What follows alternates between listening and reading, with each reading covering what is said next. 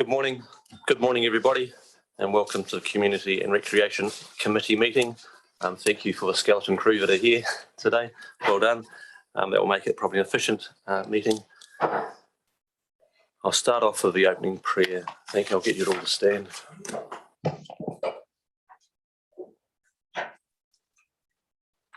Almighty God, we give thanks for the blessings which you bestowed upon New Zealand. Laying aside all personal interests, we pray for guidance in our deliberations, that we may conduct the affairs of this committee meeting with wisdom and humility. For the public welfare and peace of our Nelson community, through Jesus Christ our Lord. Amen. Thank you. So just the housekeeping as usual, we're live streamed as you're aware. Please remember to put on your microphones when you speak and nice and close to those. And of course, the level 2 rules still apply to the end of today. I've got some apologies. I've got apologies for Councillor Bowater, Councillor Edgar, Councillor Fulton, Councillor Rainey, Councillor Sanson, and also got an early departure by Councillor Noonan at 1 p.m. I think it feels like a bit of a roll call there. Can I have someone move to accept the apologies? Moved by Councillor McGurk, seconded by Councillor Courtney. Thank you. Put it. Those in favour? Those against? Carried. So the confirmation of order of business is as in the agenda, though there might be one item when someone's available after 12 if we do have to move. That'd be nearer the end of today. We have the one public forum, and we've got that. We've got online. We've got Ian Barker. This is for Return Services Men's Association. Ian Barker and President Zoe Norquay. So I'll just kindly welcome them and give them a chance to come online with our staff.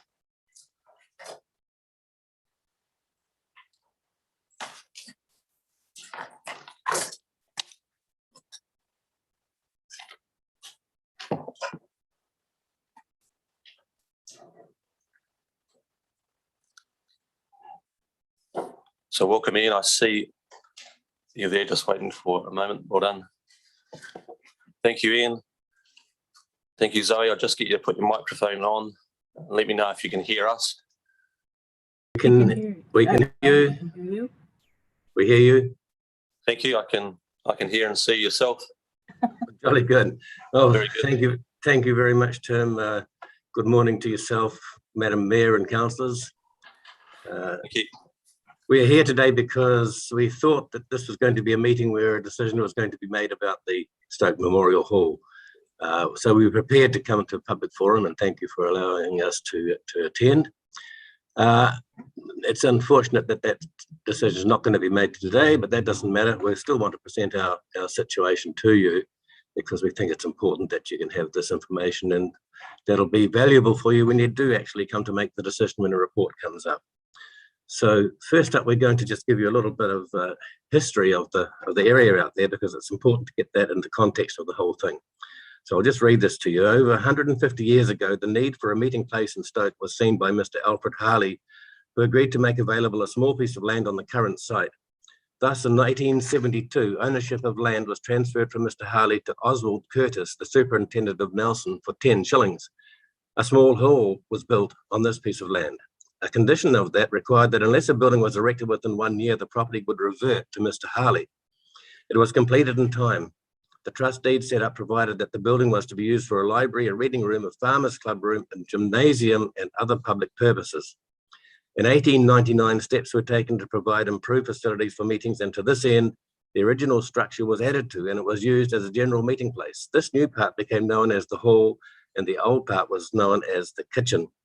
In 1908, a public meeting was held, and a committee was set up with the purpose of purchasing a piece of land adjoining the hall. Mr. J. Marsden chaired this meeting. 3 days later, the committee reported that the landowner, Mr. Allport, was prepared to sell half an acre behind the hall for £60, 4 acres for £300, or 4 3/4 acres for £350. At this meeting, the chairman, Mr. Marsden, intimated that a lady and gentleman, residents of Stoke, were prepared to present as a gift the entire piece so it could be used as a cricket ground and general amateur sport for the benefit of residents of Stoke. There were conditions which included the community raising £50 to be used for fencing, sinking a well, and the planting of grasses. The donors were revealed to be Miss Marston and Mr. J. Marston. They were brother and sister. The community actually raised over £70. The property had been used as a racecourse, and the Marstons' insistence on amateur sport was probably a reflection of their values. The first trustees appointed to the trust were the Marstons, Messrs. Brown and Heath, who were appointed by the donors, and Messrs. Izzard, Allport and Cheng, who were elected. In 1909, at a public meeting, it was decided to build a new hall as an addition to the existing facility. This was built at a cost of £245. Nelson RSA interest begins in 1922, when it was decided to purchase a half-acre section beside the Turf Hotel to be used as a war memorial. The price of this land was £250, and the vendor was Emily Annie Harley. The existing war memorial gates were constructed to commemorate the sacrifices made by the local lads who did not return from the war to end all wars. At the end of World War II, a band of residents led by Mr. J. Rutherford saw the need for a hall in keeping with the beauty and development that Stoke enjoyed, and the team set about raising sufficient money to achieve this objective. After nearly 2 years of organising and hard work, the old hall was cleared, and the building was moved to a site adjoining Trafalgar Park to be used by St. John Ambulance Brigade. Work began on a new concrete hall with the additional provision for a kindergarten, plunket rooms and other societies. Contractors Brake and Cheng and volunteers commenced construction on the design of BWS Cooper. The dimensions were to be 90 foot by 50 foot, including a stage and a total floor space of 7,500 square feet. In 1952, Stoke was a riding of the Waimea County, and the only war memorial was the Stoke Memorial Gates, providing entrance to Marsden Rec Ground. The city had, of course, its great Anzac Park Memorial Cenotaph. Up until the Crimean War in the mid-19th century, war memorials celebrated victories and the conquerors for their own glory. And as we know, the Great War to end all wars was really an explosion of death on a slaughterhouse scale that took a huge toll on New Zealand's communities. Thus, there was a large increase in the number of memorials built to remember the dead. We have a poster here, which we'll just quickly put it in front of the camera, just to give you an idea. That poster shows a whole, if you can see that there.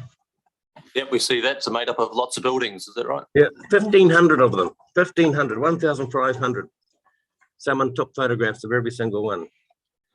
So following the end of World War II, there was a great deal of public debate over the nature of future memorials that would commemorate the recent conflict. Debate centered around whether the memorials should be sculpted monuments or public facilities, or even scholarships for returned servicemen. Led by the USA, internationally, youth memorials such as community centres, parks and other facilities became the favoured way to have living memorials as agents for future peace and not war.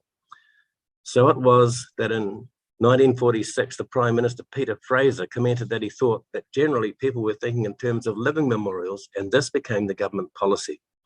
Introducing the policy, the government sent a circular to local authorities, all local authorities, outlining the details and stating that the choice of memorial was up to the communities, but that the only memorials that would be subsidised by the government had to be something vitally living, something that from the very nature of its use and enjoyment will ever keep before us and the generations that follow us, that the freedom of life and personal expression for which our men and women fought and fell, the type of memorial which best embodies this ideal is the community centre, where people can gather for social, educational, cultural and recreational purposes.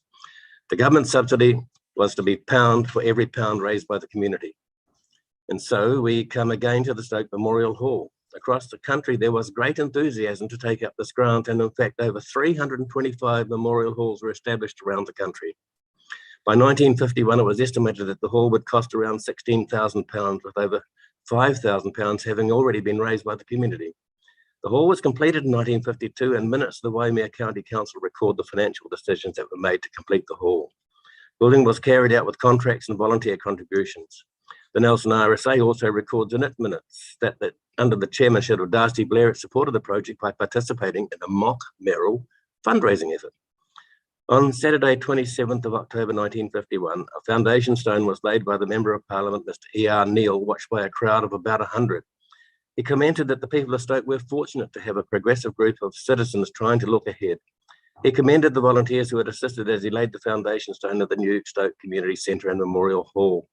The stone was dedicated by the RSA Padre Archdeacon T.E. Champion, and a metal box containing histories of the present and previous buildings was sealed into the wall behind the stone. The Nelson RSA remembers those who do not grow old, as we that are left grow old, and it strongly advocates for the strengthening of the hall to respect the reasons for its existence. If it was a sculptured memorial, it would not be so easy to contemplate scrapping it. But to us, it is still a living memorial, just as it was when the government funded it on the condition that it would ever be there for the generations to come. The RSA Nelson emphatically values its connections with the hall, particularly the role it plays on Anzac Days, and it would be proud to participate in the future of the hall and perhaps make it its Nelson base. Its location is ideal for the bulk of our members, and we feel it is the most appropriate home for us. However, during my research for this submission, I was intrigued to learn of the wide range of activities that the hall has embraced and which the participants look forward to in the future. These include badminton, bingo, old-time dancing, martial arts, puppy classes, yoga, exhibitions, modelers, Lego, Save the Children, for instance, ethnic groups, community performing arts, Whanaki youth, music lessons, dance lessons, cultural activities, RSA functions, the annual Fireman's Ball, weddings and similar private functions. We are stoked to see enjoyment that our young people are getting from the youth park, and with a refurbished memorial hall adjacent to the youth park, we see the precinct becoming a multi-generational place, which we believe is what the decision makers in 1951 had in mind, particularly for the people of Stoke.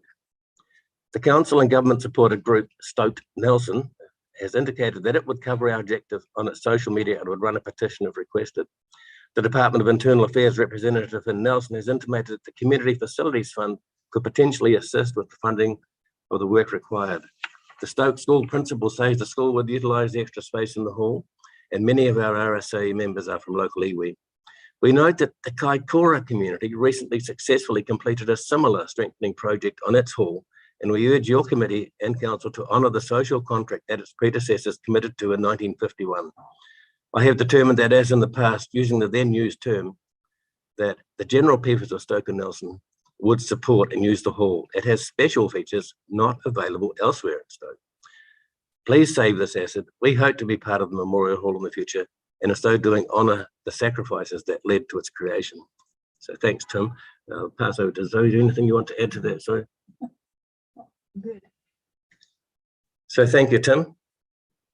Thank you, Ian and Zoe. And it's very timely, and we appreciate you coming, even though there isn't a decision today on it. Actually, it's even more timely that you come and bring us a bit of that history to it. And as you're aware, since you've been on council and subsequently, there's a lot of love for that building around the table and a lot of love for that building around the community.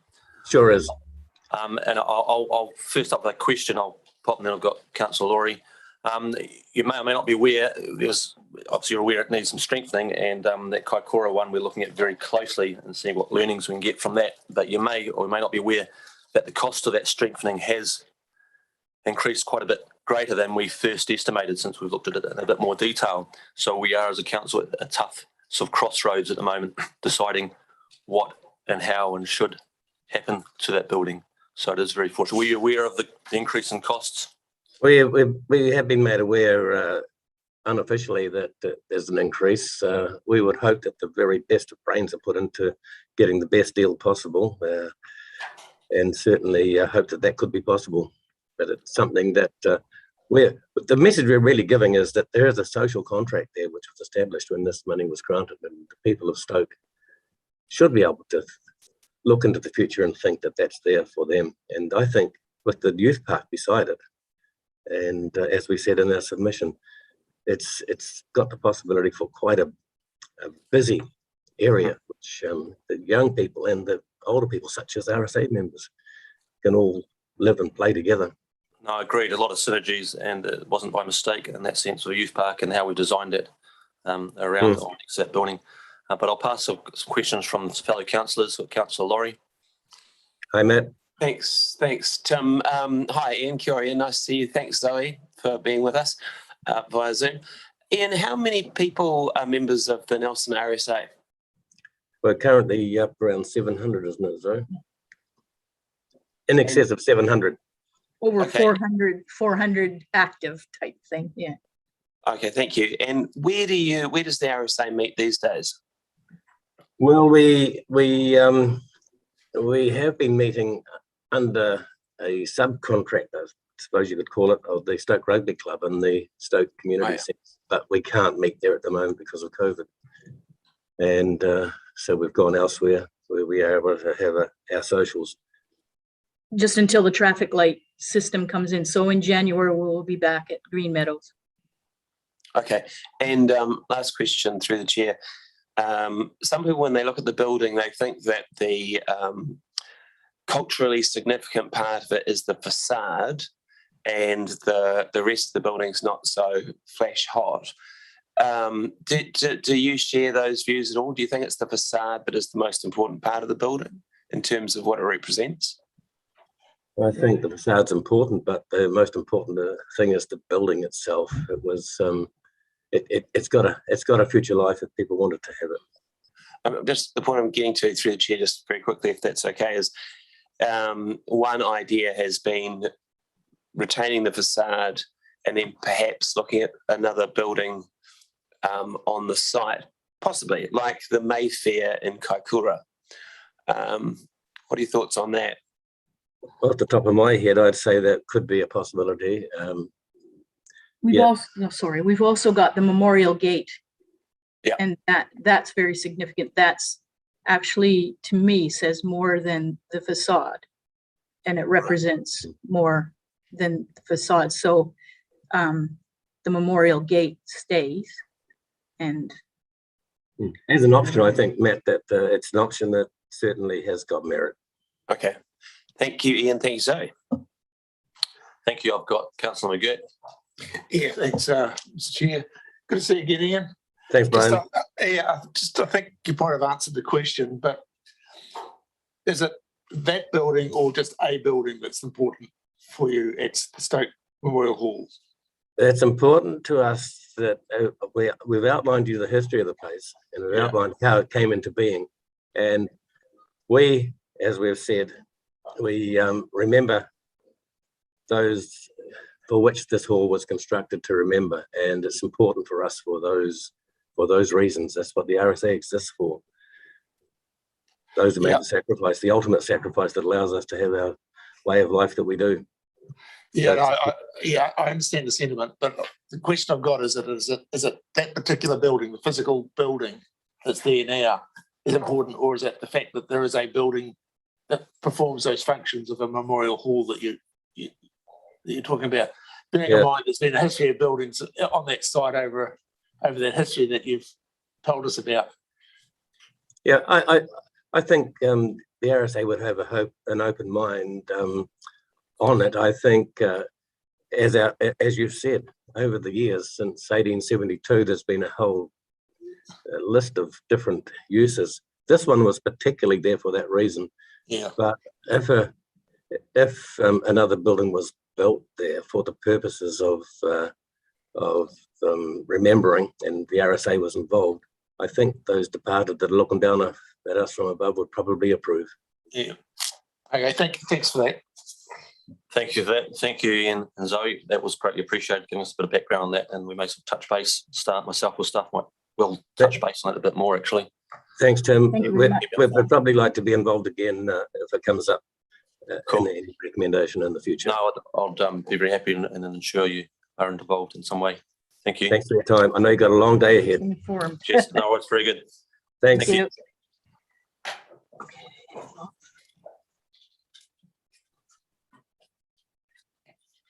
Very good. So there's no other public forum. I'll just go into confirmation of minutes, but before I move or second that, there is a correction to be made, and I think we're going to highlight.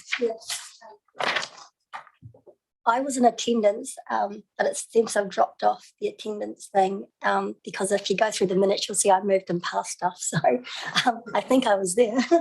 In spirit. Yeah. Very good. Yep. So no, the staff have been onto that, and thank you very much for bringing it up. So with that amendment, can I have someone confirm that that's an accurate record? We've got a Brian McGurk and Councillor Courtney. Thank you. I'll put it. Those in favour? Aye. Those against? Carried. Thank you.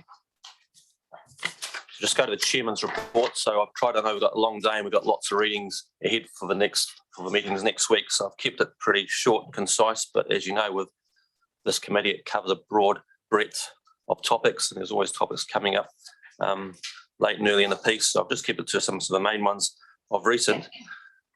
So put in front of you that one that's just hot off the press, which is not on there, is that we have been accepted for the welcoming communities. So in regards to that, that's something that's joining communities of expression of interest panel chose us. I'm sure did we put in an application for that, Andrew? Was that something we'd front footed or we'd? Yeah, we definitely put in an application for it, and it was, as you can see, it was really well received. So it's a really good news story. It's not just a national type program. It's actually international. International. So there are many other countries around the world, and it's focused on looking after people who come to Nelson. So give you a bit of context to it. So we joined just recently. I think it's about 15 other councils are currently in the network in New Zealand, and it's joining just of late Hastings and Tasman District Council, and the welcoming communities is been chosen for us by the Human Rights Commission Relations Commissioner Ming Foon and Viliani Liavi, the Principal Advisor of Ministry of Pacific Peoples, etc. And they considered a submission just last week from us, and part of that joining is a signing between the Ministry of Business, Innovation and Employment and the Council, and looking at that, we're recruiting a dedicated welcoming communities coordinator. Is that right? I think there's a bit of funding comes our way to help fund.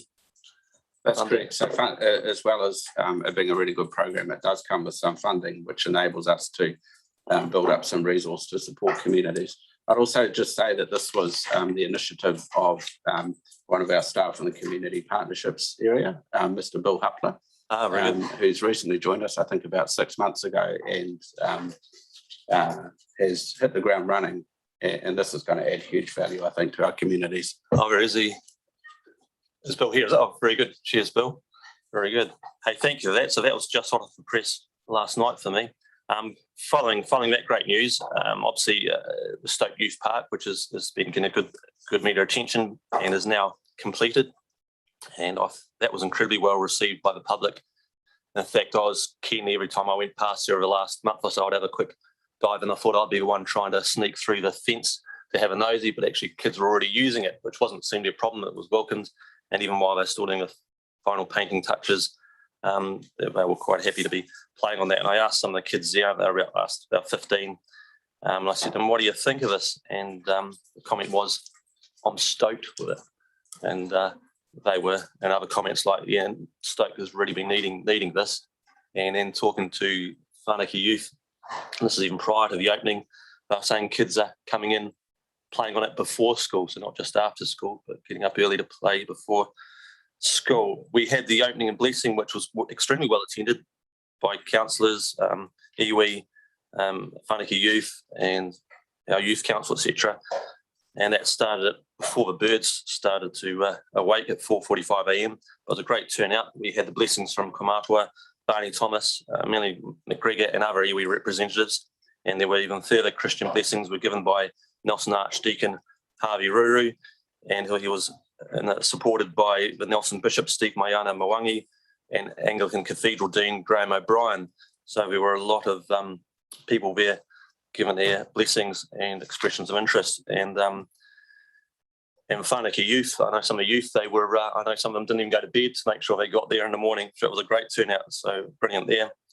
And I want to take the opportunity to thank both obviously Whanake youth and the help of the consultation and input design, and also greatly thank the Youth Council who also equally inputted and helped us keep in touch with the youth, because it was the youth that designed that, and it was our contractors and engineering team and staff who put that action into reality. And as I've put, the actual heavy lifting, but I noticed a huge grin on those volunteers and contractors when I bumped into them at the park, huge grins on their faces as they were putting the final touches on it. So that puts a grin on my face, and I know it's put a grin on the community's face. Other good news is I'd like to congratulate Will Irvine, James Iverme, and Rebecca Hufflett, whom were recently chosen for youth MPs in the region. Will and James you'll know from Youth Council, and Rebecca, if you don't already know, she attends Nelson Girls College. And the other good project that we've getting rolling and can see a completion date shortly is the Nelson Modelers Pond. and that's about to be underway with the decommissioning and deconstruction over the next few weeks. It will pause during that Christmas break period and then be back into sort of filling it in and constructing the playground with natural materials. Obviously, it's been a difficult one over the last few years, and there's been a lot of change there. But I think this will transform the pond area into an amenity for the whole Nelson community to benefit from. It will be an incredible play area, and the increased picnic area. And the picnic area is always very popular with kids' birthdays and combining with the model trains, etc. We've increased that size even greater, and it'll be landscaping. You'll be extremely impressed when you see it in reality. And that will, I believe, will become a new popular gem for Tahuna that they can really take some ownership of. So I'm really looking forward to that. And once again, thank all those people and the patience as we've been working through closely with the modelers group and the community and getting a design we think is a good outcome for all. The other one, another box that I think we've been ticking off over this term is the Maita Recreation Hub at the Waihi Takaro Golf Club. That has also begun. And the intent of that, as you're aware, is to help that connection from the city to the recreation areas in the Maita Valley. And I feel once again that hub being a recreation hub for all kinds of users. And I greatly thank the golf club, who'd actually, well, going way back, actually indicated to us that they'd love to share that area of their club rooms with a greater hub. And when we've gone for that development, we'll come back to that, and they've been extremely supportive of that. As you'll see, that will be that'll include bike stands, mountain bike facilities, washdown area, repair station, pump track, new outdoor decking on the golf club house, space for a mobile stall or cafe for events, a water fountain, new pathways, an additional accessible toilet there as well, and improvement of the golf practice nets. And there will be additional car parking there too, because the Maita has been under a lot of pressure of the increased usage of recreation up there. But we hope it will also be an easily accessible, whether it be runners using it or cycling there to their next destination as a bit of a stop off and gathering point. So once again, I think that's a good win-win situation. In regards to heritage, I know I've mentioned in the past the Tuku 21, which I thought was incredibly successful over the year. There's a bit of that in the report, in the quarterly report, so I won't go over that. But we're now looking ahead for the Tuku 22, and just in October recently, we were looking for contributions, and that will further take place. But that had a huge attendance over this year, and I see it will also have a huge attendance next year. You had over 6,000 and economic benefit of $500,000, but it also great increase in diversity of types of events with our heritage. Talking about heritage, on November the 19th, it seems so far ago, I had the pleasure of attending and speaking at the volunteers, so a gathering of thanking volunteers in regards to our heritage, and it happened at the Founders Heritage Park. And once again, there was a huge turnout there of people. So my rough count of being 60 or 70 people there, and that involved thanking those involved in the book fair, founders at the reception, the Nelson Railway Society, and mentioning Nelson Railway Society, they've made some great extra bit of track around there. There's guys there in their 80s. I went past there a few months ago, and Bob, who works on there, been involved in it for a long time, in his 80s there with a digger, preparing the track and that. And by himself, he said, if I can't get any of these young fellas to help me out, he was working on a hot day. But no, they've got a great group. They've been done amazing work there, just to name a few. We got the those who help with the historical collections, as you're aware of, down at Founders, which has been an ongoing task. The Broad Green Society, Melrose House, Isle House volunteers, to name a few, which help greatly in the Nelson region with our heritage, and some of it can be often overlooked. I'll just before I finish, as we've done in the past, people come and go, but I'd like to, not going to miss this opportunity to thank Jenny. So I shall ask Jenny, I can't let you go without an example for you to say your goodbyes at the table. So Jenny Formera, who is our, I'll come to the table. So I'm going to put you through that grilling, because our loss is Sports Tasman's gain, and we've a thank you there. And as all connections, I don't think you realise, for a while I played football with your son. You know, now I played football with your son for many years in the same team. But I'll get you, Jen, just explain. You've been, how long have you been at Nelson? So I've been here 3 years now, And so yeah, heading back to Sport Tasman. But yeah, thank you everybody. As my manager knows, he's going to get it for putting me at the front line. I like to be in the background working away, so to sit here the week before I leave is yeah. No, awesome opportunities that I've been given here at council as part of the events team. So yeah, really appreciate all the support that we've had in the events team, and going to miss everybody, but I'm sure I'll see many of you around the sports fields tracks, which is where I'm moving into, working with the college sport. Ah, very good. Yeah. Very good. I know you won't be far. You won't be far away. No. You'll be an arm's length. So No, yeah, we might and get you. I know so much more about what council does now, that I'm sure I'll be tapping on some shoulders in the future. Very Yeah, cool. so No, thank you. Thank you. We'll miss you. We'll miss you greatly as you move on. thank you. With that, thank you. And I know with the events team, you guys work very hard in the background, and obviously it can be sometimes a bit of a thankless task as events come up, and especially with changing times of COVID, you can plan and plan and plan. And I know you're always having to be quick on your feet as you have to change, not knowing what's coming up. And I feel for the team in that sense, because I know you guys make things happen very well. So thank you. So that ends my chairman's report. I'll have any questions, Trudy.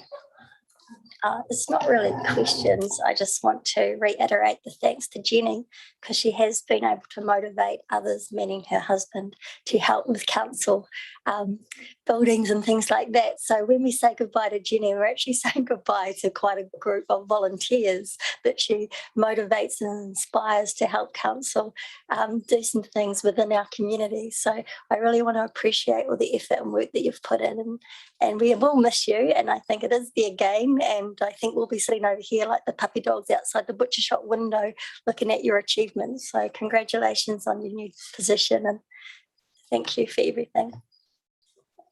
Thank you. And then I've got a couple of things. Cool. Actually, I'll go around. I'll come back around. Actually, I'll come back around. Is it right? Can I just? Yep. Okay. Fine. Yep.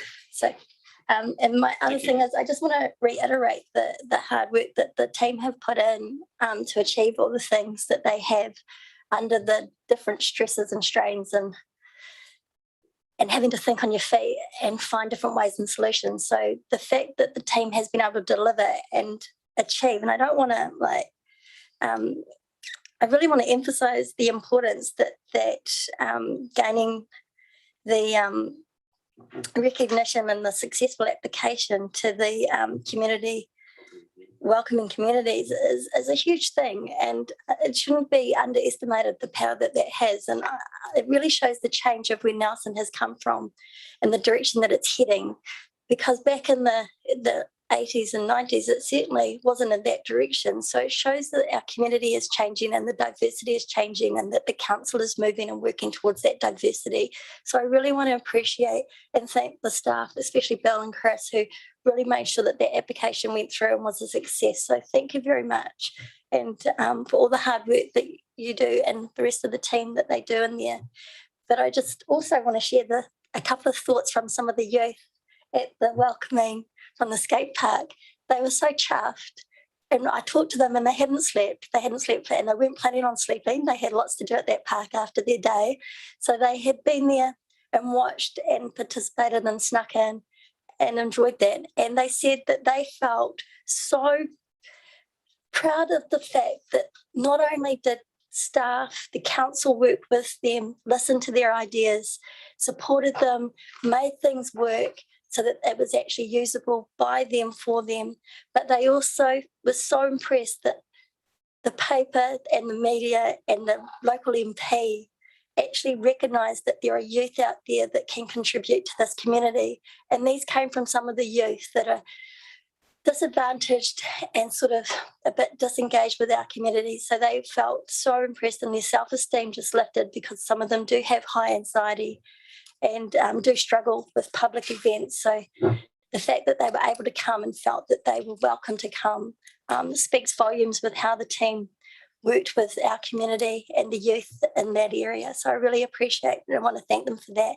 And I've had lots of grandparents already tell me that they're looking forward to taking their grandchildren there over the school holidays when they haven't had places to take them before, and it's free, so they're quite excited. So again, I just want to pass that on because the youth didn't expect to get such recognition, and it just blew their mind, as they said. So thank you for that as well. Yes, Trudy, well put. Councillor Laurie and Councillor Courtney. Thanks, Mr. Chairman. I just listening to your chairperson's report. It was almost like there was a bit of a theme coming through. We heard about the golf club and the Modelers Society and things that have been happening in their worlds. And they are two really old school Nelson institutions. And I just think it's so great that they are moving with the times, that they're embracing new pastimes, new activities, and in many ways, new people. And I think that their openness to what's happening in the Maita and now in Tahuna Nui are really, really positive things. And I'd just like to say thank you to them and express my personal appreciation for the way they're making things happen and just say good on them.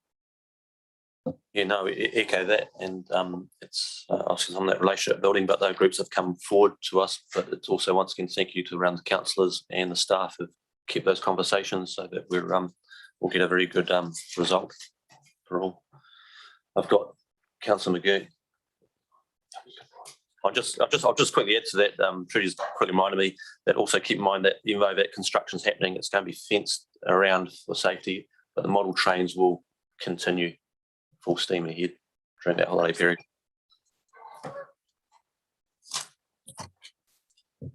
Councillor Courtney. Thank you, Mr. Chair, and I'm pleased.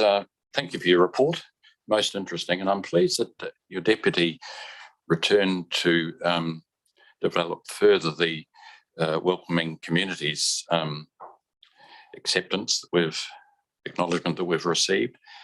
I'd like to dwell a little longer on this because I want to know what the criteria was that we had to meet. I want to know what the amount of funding is. Is it one-off funding, or is it, life funding for life or for a period of time? So I think it would be helpful, for me anyway, for some just further details on this, please. That's on the welcoming communities.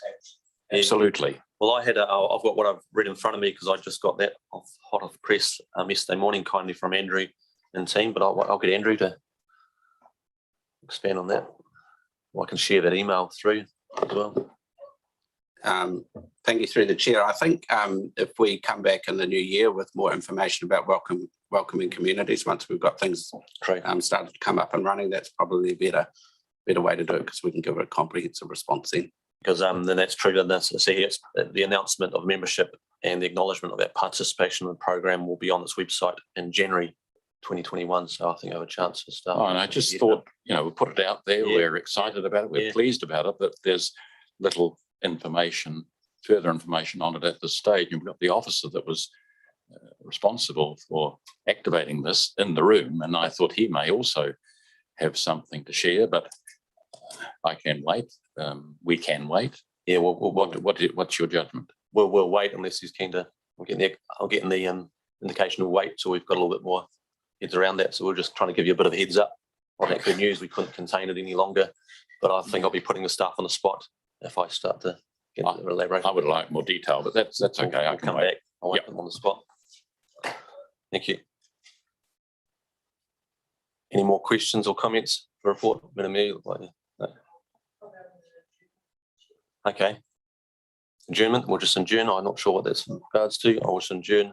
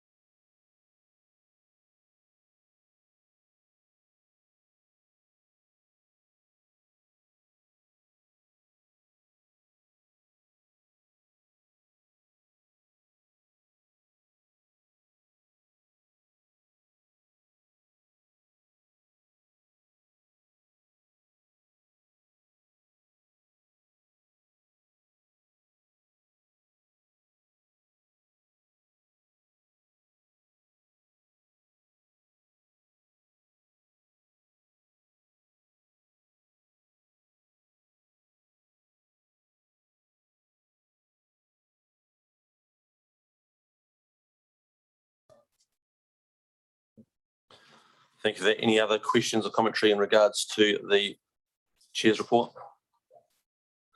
Thank you. Thank you. Can someone move it? Sorry. All right. Okay, I'll move it. Move by Councillor Skinner, second by Councillor Noonan. I'll put it. Those in favour? Those against? Carried. Thank you. That moves us on to the next item, which is the first item. So we're a little bit behind there because there's such exciting news coming through. City for All Ages, and I'll just give a moment. We've got Nikki McDonald presenting that, but I'll just give a moment. We've got the steering group from the City of All Ages, Paul Steer, Auntie Lovey Geiger, Betty Van Rooyen, and Anai Nasari. Let me know if I've pronounced those wrong.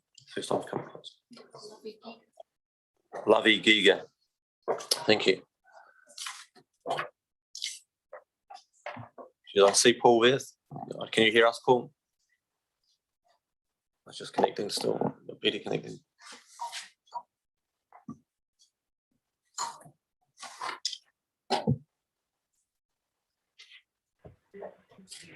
Right, thank you through the chair. And I've just had a text from Nanai saying he was having trouble connecting, so I'm not sure if he'll be able to make it on. So I might just start. Yep, there I can see Paul, Lovey and Betty. Can all three of you hear us well enough? We've got hands up from Paul, hands up from Betty, and hands up from Lovey.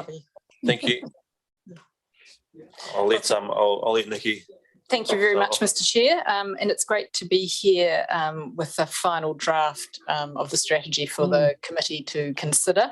I'd just like to say it's been a long process, but a really interesting one. And there's a few people to thank. I'd like to thank the staff, Michelle and Bill, who've put an enormous amount of work into the strategy, and also to the councillor working group. We've got 3 members around the table today, and they've overseen this process and provided support to the staff and the steering group. But the big thanks goes to our community volunteers. They've really committed to understanding these issues and seeking out partners that can work with them and getting the strategy together. And particularly, of course, to our chair, Paul Steer. He's led this process from the outset, a very busy person, but he's given a lot of his personal energy and time to ensure that this strategy was a success. So I hope that the information that's in the strategy really paints a clear picture about why this is so important to the community and why it's quite urgent that we tackle some of these issues and challenges that an ageing demographic is bringing. And I think really probably the steering group are just really keen to get into implementation now and see those actions roll out. So I'll hand over to the chair to say a few words to the committee. Thank you. Thank you. And it's just a reminder, pages 20 to 100 in your agenda. Thank you. Morena, everybody. Morena, Chair. I don't want to add too much to what you've got before. You've got a busy day. I make a couple of observations. It has been 3 years next Tuesday to when we first assembled in that very room and had a brainstorming session on what this was all about. So apologies for the long time, but pandemics intervened. I would also like to, if we're giving out plaudits, we wouldn't be here today if it wasn't for Nikki. Nikki's learned passion for this challenge that we face as a growing cohort has been evident throughout, and she has led the heavy lifting well. And I also commend her team, including Scott, who left us a few months ago. But Bill hit the ground running, and so well done to him and Michelle too. Look, the recommendations are pretty straightforward. I can't see any particular problem in endorsing what we've come up with. The WHO, joining that network there, will offer us opportunities and insights from around the world. So that's going to be helpful. But most of all, it's about the doing. You know, we've sat down, we've interviewed, we've identified challenges. The hardest part was finding the bit that we can actually address as a council community organisation. But we've come up with some things there, and that will be an evolving throughout the life of this, and will have a long life, I'm sure. But the most important thing is really the doing and asking you to endorse the implementation of a team to carry that out. We've had, in recent times, good response from various groups that we sent the the strategy too. Very excellent response in many cases, but also a challenge there. And an example of that would be the Hearing Association. Now, obviously, with a growing cohort of baby boomers getting older and getting some of them getting more deaf, you think, well, that's just naturally going to happen. The trouble is, as we saw from the Hearing Association, there is not enough money to work against that challenge. They are short on educators, they are short essentially on resources to be out there in the community to talking about the challenges of hearing loss, which I wasn't aware can obviously have a mental effect, domino effect in stress and our mental ability, and has been linked with Alzheimer's. And it's not just, of course, and we're sitting all ages right here, it's not just for the Asian cohort of our population, but the younger people too. Apparently, earbuds will have a lot to answer for in years ahead. But that's an example of something there that we struggle to find. How can we actually help this? Advocacy, being mindful of it, talking about it within the community, advertising, that sort of thing we can do. We're not asking for a lot of money. We're just asking that we can continue this and continue the support we got from the staff, with Nikki at the head there, ongoing. So over to you. Thanks, Chair. Thank you. Thank you for that. Anything else you want to add there, Nikki? Thank you, Madam Mayor. Thank you, Mr. Chair. Kia ora koutou to our wonderful community leaders. Thank you. I just wanted to speak now, if I can, Mr. Chair, because I've got to step out to do a meet for the media in a minute. But I just want to acknowledge Paul and Betty and Lovey and all of your people who have been volunteering to produce this document. It is such an important piece of work, and I just want to endorse what you've got here for us today. And I really look forward to this being a living document and the connections that are going to happen throughout the community, because it is really important that we are an age-friendly city. And I know that the conversations that have come back to me as this work's gone on over the last 3 years is it's really welcome, and it's generating a lot of energy and enthusiasm. And our challenge will be to make sure that we keep that energy and enthusiasm as we go through the next few years. But a sincere thank you to you. Ngā mihi nui. Thank you, well put. Thank you for that. And staying in line there, Paul, Lovey and Betty, I think there might be some more questions. Councillor Laurie. Thank you, Mr. Chairman. Thank you, Betty, Lovey and Paul. Great work. I think this has been a brilliant exercise in consciousness raising, really, just to get the strategy to this point. So many conversations have been had.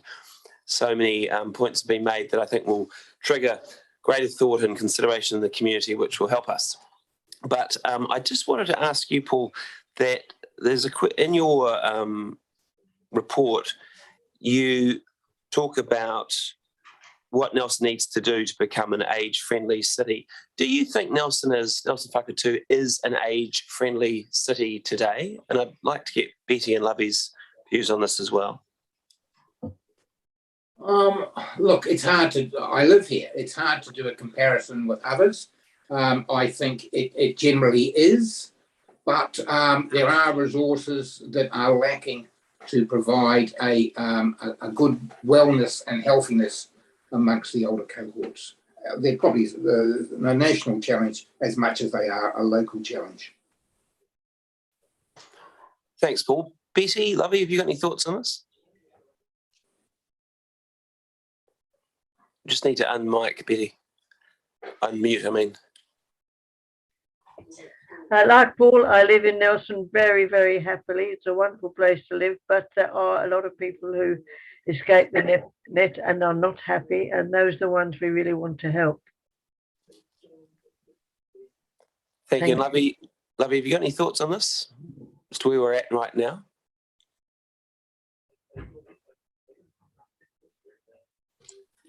I tautoko Betty's comments. There are those who are not happy, need more help. But for me, growing up here, I'm quite happy. But we need to look at those who are not as happy as we are. Kia ora. Thank you. Last comment for me at this stage, Ms. Chairman, is Paul, I really like your second to last paragraph in your report where you say the fact that we're living longer is a wonderful achievement, but unless we prepare our community for these changes, many will struggle and find the extra years not a gift but a burden. And I think you've done a wonderful job of summing up what this is about in that sentence. So thank you very much for your work.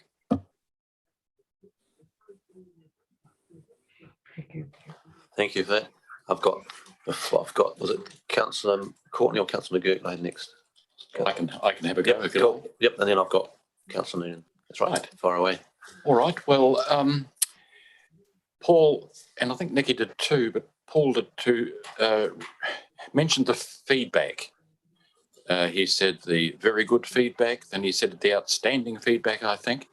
And that signals to me that the community is behind this. It really does, and appreciates the need and wants it to work. And I think that's incredibly important. Happy to participate in it. Happy to see it go forward. So I think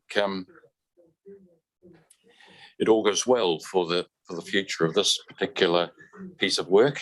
Citizens for all ages. As it's been pointed out to us on many occasions that we are growing older by the year. Funny that, isn't it? By the year. And it'll be just a few more years, and about 20% or even more will be over the age of 65 in our community. So we do have to plan and make sure that that group, that demographic is catered for. And I think it's being done very thoughtfully and well within this strategy that we have before us today. I wonder, Nikki, are you responsive to the idea of a steering group continuing on? And well, how many meetings a year would they have? That type of thing? Through the chair, yes, I think it's a great idea because it keeps that real community engagement. And I know there's a lot of enthusiasm amongst the steering group to get into implementation and also to find other partners and start to fill some of those other areas where we need action. So we've suggested a minimum of 2 meetings a year, but really it will be up to the group and the amount of work there is, how often they meet. So that's just a minimum. And they will report back once a year to let council and the community know about implementation and how that's going. Well, that's excellent. Was there any outstanding the feedback? As I read through the pages here, I got more and more satisfied, excited. I was going to use the word, but it's not quite appropriate. But to read the willingness for so many people to contribute. Was there a standout there amongst the contributions that you thought, well, that's got to go in? We overlooked that. That must go in. Was there one like that? Was there a standout?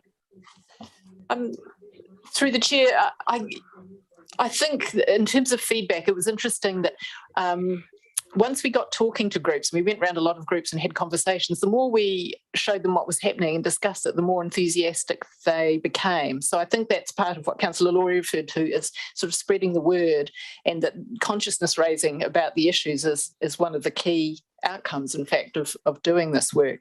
In terms of perhaps the most significant new item that's been added past the post feedback was age concern, looking now to have a Nelson base, to trial a Nelson base for their office, because they're obviously out in Richmond, but there was a lot of feedback about wanting their services closer to hand for Nelson residents. So they're going to see if they can manage that. Feedback from the Chamber of Commerce. My thinking is heading towards employment and employers and that type of thing, and that we are having a struggle at the moment to find employment for find people to fill job vacancies. Actually, is the challenge. So, is there room for this group to focus in that area? Yes, through the chair, Chief Executive of the Chamber of Commerce has been involved, particularly through the Regional Skills Leadership Group. And I'm excited to say we had our first meeting of a subgroup of government agencies and council and NMIT yesterday to look at what we can do to support older workers to stay on longer. And Nelson is getting a bit of kudos nationally there. I was asking whether we could share experiences from other areas, and we were told, well, in fact, it looks like you're leading the country in the work that you're doing here. And in fact, the government has used Nelson as a case study in its own action plan on older workers. We're the only council to get a mention in that document. So that's looking very positive, the enthusiasm to work on employment.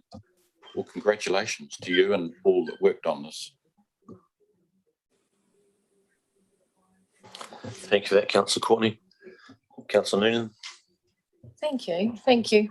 I've had a lot, I've obviously read the report. The only thing that came up as a surprise to me is the World Health Organization edition, because when we set this up, which I was a chair at the time, we had quite a conversation about the World Health Organization and whether or not to belong to that. And we thought that we could take the principles of what was there and use that locally. But I see this has just popped up. And I'm just wondering why we've changed our direction, why we've decided to put that in, because there are some mandatory requirements, and we haven't discussed those at council and what that means. So why is there a change? Yes, through the chair. So we did discuss the WHO process when we started out, and that has been the model that the steering group has used and adapted for Nelson's situation. And the feeling was that we didn't need to make any decisions around that while we were working on the strategy, and we'd see where we were at once we got to the end of the process. And having had a look at what that membership offers, the range of communities around the world who are now in that network, and it's quite a rich resource that the World Health Organization has put together, and yet very administratively low burden for us to belong. Really, your only commitment is to post some information on one project a year, just so you're contributing to that resource. So given the low cost of participation and the information and networks you get access to, that seemed to the steering group to be a really positive move. Okay, so I'm just reading on page 95 where the mandatory requirements are. And part of the application process is that it requires a letter from potentially the mayor. So has she been asked if this is okay? She's not here, so she can't answer that. Through this report, that is the decision that's being sought, that council is happy to sign up. And yes, it would be the mayor signing off, but on behalf of council. So it's a decision for the council. Okay, well, I'm just going to indicate that I really endorse 1 and 3, but I feel quite uncomfortable about adding this in, which is really to me quite last minute and not discussed prior. So Thank when you do the voting, can you please take it in parts? Okay, we'll do that. Thank you for raising that, and Nikki, thank you for a bit of information through, because I had similar in regards to trying to work out the pros and cons with WHO, and sort of thinking it's more of a community-led thing here, sort of a bottom-up rather than a governmental, if you're sort of indicating or steering where we want to go. So that was my weighing up, and thank you for giving some bit of information on that. I'd like to ask Paul, Lovey and Betty what their thoughts are in regards to, we've got in the agenda, agrees that council makes an application for Nelson to join the World Health Organization's age-friendly network. And questions I think I put to Paul Steer and Nikki earlier was, do we need that endorsement, or are we then sort of being bound by things, or when we're really very much a community-led thing, and like to think that we can put our own sticker and stamp of endorsement on it? Chair, thanks for that. Look, to me, it's not just about the endorsement; it's more about the resource that network may offer us. I mean, we don't want to reinvent the wheel, but we do want to find innovative ways that we can actually, at low cost, spread the answer to the challenges that we face. So I really do think it's a plus for us there. I don't think we are burdening ourselves with that membership. It's just about, it's an international resource that is well founded and has many members. We read up a bit about it, and there's a lot of work ongoing throughout the globe on that sort of strategy. Thank you for that, Paul. Appreciate it. Was there anything Becky or Lovey wanted to add to that? I'll just get you to put your microphone on. Hello. I agree with Paul. There's a lot of advantages. There's a lot we can learn and gain from joining this organisation at no cost to us. Thank you. Thank you. Thank you for that. Just quickly, I think the question you was going to ask. Well, Maybe to Nikki. I think that it may not to the group, but there is obviously some reliance on council providing some I'll put that help. question to Nikki there. So in regards to, would there be some Well, I'm just, costs or and in that question I'm referring to, it says that mandatory, one of them is that we contribute to the development of knowledge by sharing evidence of progress. So the assessment reports, action plans, monitoring and evaluation reports. So, I mean, somebody has to write those up. Is it staff or is it the group? I'll let Nikki answer that. Yes, through the Office for Seniors, which is now an affiliate of this network, and we would be dealing through the government's Office for Seniors with our application and with requirements. What they've said is once you load up your strategy, and which contains our action plan and our benchmarking, then it's just the requirement is this: once a year you load up another project so that people can see the sort of things you're doing and you add to that resource. So that's a very inexpensive membership. Yeah, thank you for that. Who would be doing that? Would the working party be doing that, not our staff? Through the chair, we haven't decided, but it would be part of that implementation group work supported by council staff. But I mean, we're talking a couple of hours a year, really, if it was staff. Okay, thank you. Very good. Thank you for that. I've got Councillor McGurk and Councillor Laurie. Yeah, thanks, Andrew, Mr. Chair. Just a couple of questions. They're probably very general too. But I need to acknowledge the work that's gone on to get to the strategy. This far, it's very much a living document. But probably to Mr. McDonald, just are there any gaps there that you're able to identify in terms of any problems that you're defined that you just, lack of data, or is it just that broad that you'll have some difficulty defining what the issue or the problem is? Through the chair, the thing about the ageing demographic is that it affects so many areas of the community that it was really difficult for us to hold our scope tight enough that we could finish the document, because you could keep digging for ages. And there are lots of areas where there's more to be learned and more action needs to be taken. Things like suicide in older people, particularly older men, very hard to get good data on that, probably underreported, and hard to get resources for it. So actually there are quite a lot of those areas. So this is when Paul says this is a start, but there's a lot more to be done. That's very true. Yeah. So there's something that you've identified a problem, but you haven't got any actions that sort of associate that. Is that part of the issue as well? Yes, absolutely, through the chair. And some of the work of the implementation group, I think, is going to be encouraging some partners who haven't joined up so far to get involved, because that will be how we meet some of those gaps that are still there. And I noticed, there was a lot of work went on before you put the draft out, but 21 submissions, did you expect more or less? Was that about right? Through the chair, it's always difficult to know how many to expect, but one of the things about this engagement was actually the conversations that we had, and we went out to lots of groups.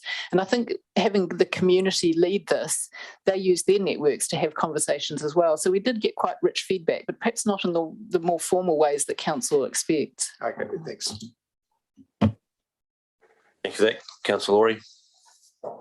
We're not in debate, are we? No. I will ask a question though, since you've called my name. Through the chair, Nikki, what reaction have you had to the personal stories that have been included in the strategy? Because I think that they add a lot of value to the document, and some of them are recognisable faces. One of them is a dear friend. I really enjoyed that part of the strategy. How have other people responded to that? Yes, through the chair, the feedback I've had about that has been great, actually. People are often expecting a fairly dry document, and there's something about hearing the stories of people in their community, actual things that have happened, good and bad, that have just made it a much more engaging read, I think. So I think it's got us a much better response, yeah. Thank you for that. Councillor Brand. Thank you, through the chair. I'm happy to move the recommendation in that, and I just want to thank everybody for all the hard work and everything that's gone on there, and I'll save my rest of my stuff, my debate, but I'm happy to move all of them. Thank you. So moved and seconded, and we're taking it in part. Mr. Chair, I'm prepared. I'm listening to the room, and I think I'm probably alone, but I have raised an issue, so I'm happy for you to actually carry on and do it all together. It's going through to council, so if anybody else has any other concerns, I'm sure they'll raise So them. as you hear, we've sort of retracting that, so we'll take it as a whole unless someone else wants to have it in parts. No, okay, keep it as a whole. Happy the way it is. Okay, thank you. Thank you for that. So before I move in debate and voting, I'd like to thank Paul, Lovey and Betty for your hard work, and thank you for being there today for help us understand that better. Cheers. Thank you. Thank you. Thank you very much. Can we move into debate? We have moved and seconded on debate. I've got Councillor Laurie. Thanks, Chairman. Speaking for everything that's on the screen. As I said earlier, I think strategy has been a brilliant exercise in consciousness raising. I know that at 52, it has given me pause for considerable thought about how I want to spend the next 50 or 60 years here in Nelson Whakatū. If I was to sum up what is at the heart of this strategy, I think it would be a call for inclusion and open-mindedness. And as the strategy and members of the team have described, you know, humanity's increasing longevity is a miracle that I think quite often we take for granted because we're in the middle of that miracle as it is unfolding. And obviously it presents huge challenges. But what I love about this and this work and this whole corridor is that it really focuses on the opportunities. And I think if we keep focusing on the opportunities rather than the challenges as much, we're going to get a much better outcome for our community. And I see this as very much a part of that. So I'm very happy to support it. And personally, I'm a big supporter of the plan for us to apply to the World Health Organization's age-friendly network. I think I just see that as all positive. Appreciate questions being asked, but I think that would be a good step forward. So thank you very much to the community group. Thank you very much to the staff. And thank you very much to everyone who told their story and engaged in the strategy. I think it's really great work. Thank you for that. I've got Councillor Noonan, Councillor Neil-Stevens and Brand. Thank you, Mr. Chair. Yes, I support what's put in front of us. I was there on day one when we kicked it off with Nikki, so thank you, Nikki. And we had a trip to Wellington and we heard all the things that we needed to hear. Things do take time, don't they? But I think the longer you take, the better it is sometimes. I like where we've got to, and I am really happy that we've got community people that have stepped up to do this in their own time. I think it shows what our community does.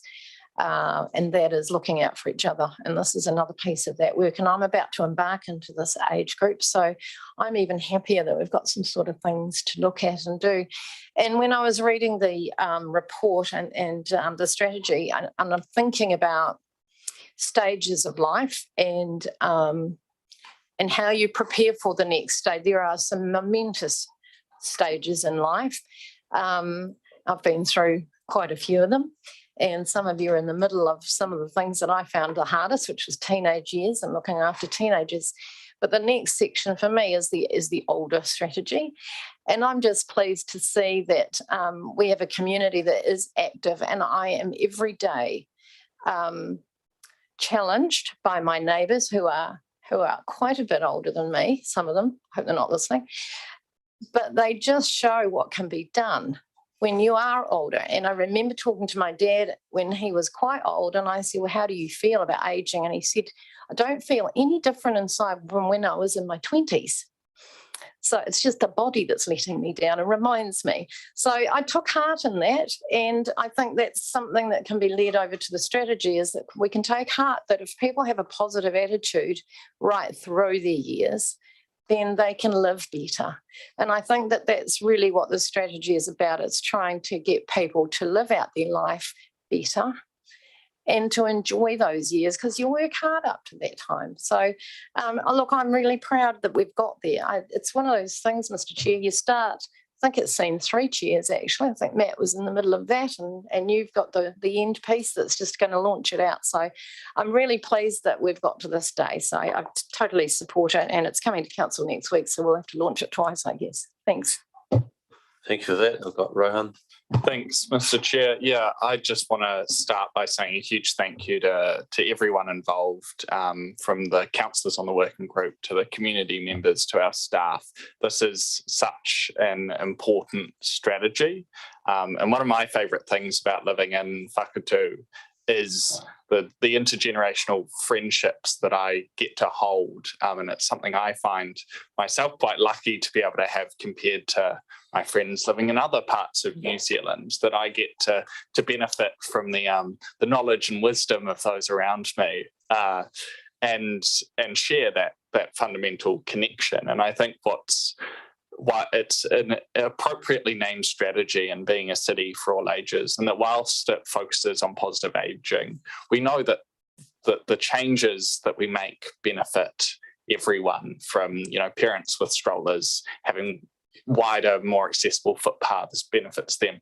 Better public transport is just as useful for those too young to drive as those who have aged out of that. And I think when we look at it through that sort of social model of disability lens, is that we realise that the barriers aren't in our older residents, it's in the structures that we've built around. And if we can change those structures, especially with people living longer, to improve the lives of Nelsonians, then I think that this strategy will go a great way. And I'm also really supportive of us joining the WHO's network, because there are cities around the world with, I'm sure, plenty to teach us, but also we've got things to offer the rest of the world in terms of how we address this great opportunity and great success in having an older population. So thank you again to everyone who's worked on this. Thank you for that. I've got Trudy next, but I'll no more speakers. Just we are getting a little bit behind time, unless there's anyone wanting to debate against. Thank you. Okay, so yeah, I just wanted to add to Councillor Laurie. I just want to congratulate the team and the community for getting on board with it, because you can always come up with a strategy, but whether it's relevant and realistic to the community that it's for, and whether people actually want to implement it and work towards it, is a whole nother thing. So the fact that we have got a community that is engaged and getting quite excited and more enthusiastic as the time goes on, as the awareness of this project and strategy comes more out into the open, I think is fantastic. And I also like to add that when you come up with this, the fact that we've talked about signing up to the World Health Organization and having to just load one project a year, which isn't too onerous, but for me, that helps keep it current and helps keep it responsive to our community. And it shows that we're still working together and listening to our community, which I think is the importance of a living, working document. And it's a community project. So the fact that that has that there, it gives us a little bit of a check to say, hey, are we still actually working in and engaged with our community? And I think that's the little tick there that reminds us that's the important part. And the reason why I like this strategy, and I'm happy to move and all of this, is that everyone of all ages actually has a voice, but now they have a place where it can be heard. And that's what I like about this strategy and all the work and the effort that the team has gone out there and done, and the community coming on board with that. So it takes a lot to actually bring people into a safe environment where they feel they can share their vulnerabilities and their situations and their stories that they've gone through. So they obviously felt safe, which means the environment was created for those stories to be heard. And then for them to feel safe enough for them to be shared in the strategy, it says a lot. So I just want to say well done and congratulations to those in the community that are brave enough to come forward to engage, but take leadership, and the staff for listening and working with them to create it. Thank you for that. Thank you. I'll it's been moved and seconded. Debate, I'll put it. Those in favour? Aye. Those against? Carried. Thank you.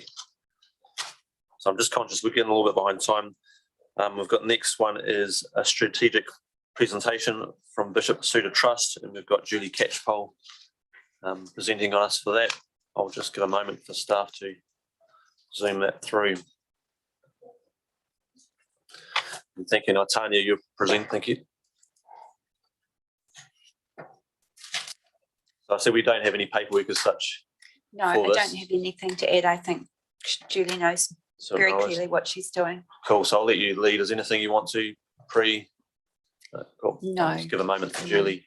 I think this is great context because later on this today we're discussing the SOE for the suture as well. Okay.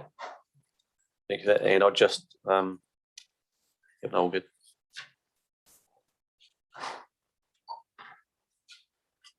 And just reminder to councillor and table, we've just got one extra than a quorum, so we're fine at the moment. So just keep in conscious if anyone needs to come or go, just make sure you have a quorum, but you're fine there. Okay. We'll just try and keep it moving a bit.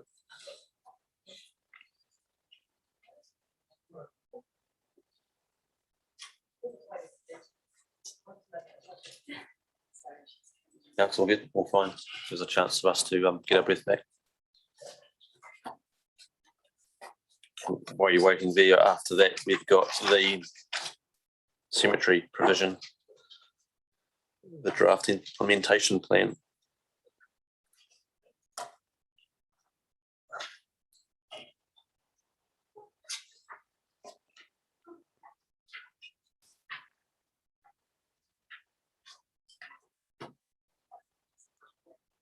That bring it in here.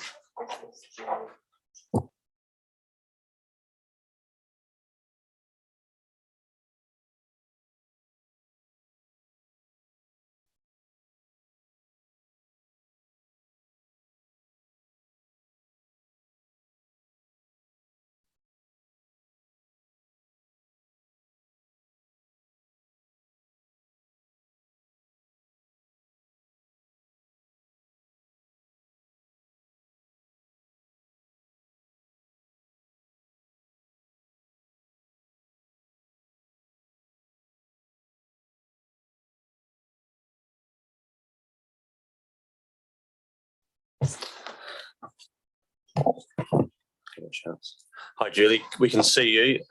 Can you hear us? I can hear you. Very good. Thank you for that. So yeah, we've got. Thank you for coming and giving us a bit of an update. I'll let you get the ball rolling.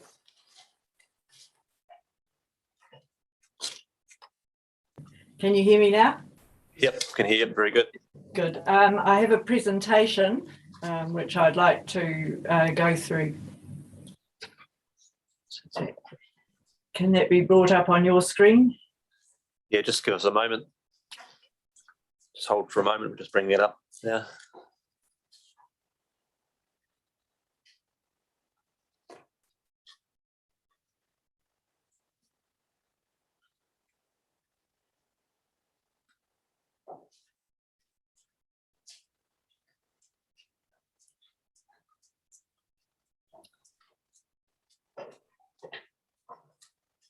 It's on our screen now, Julie. Excellent, thank you. I'll just say change slide as we go. Thank you. Change slide.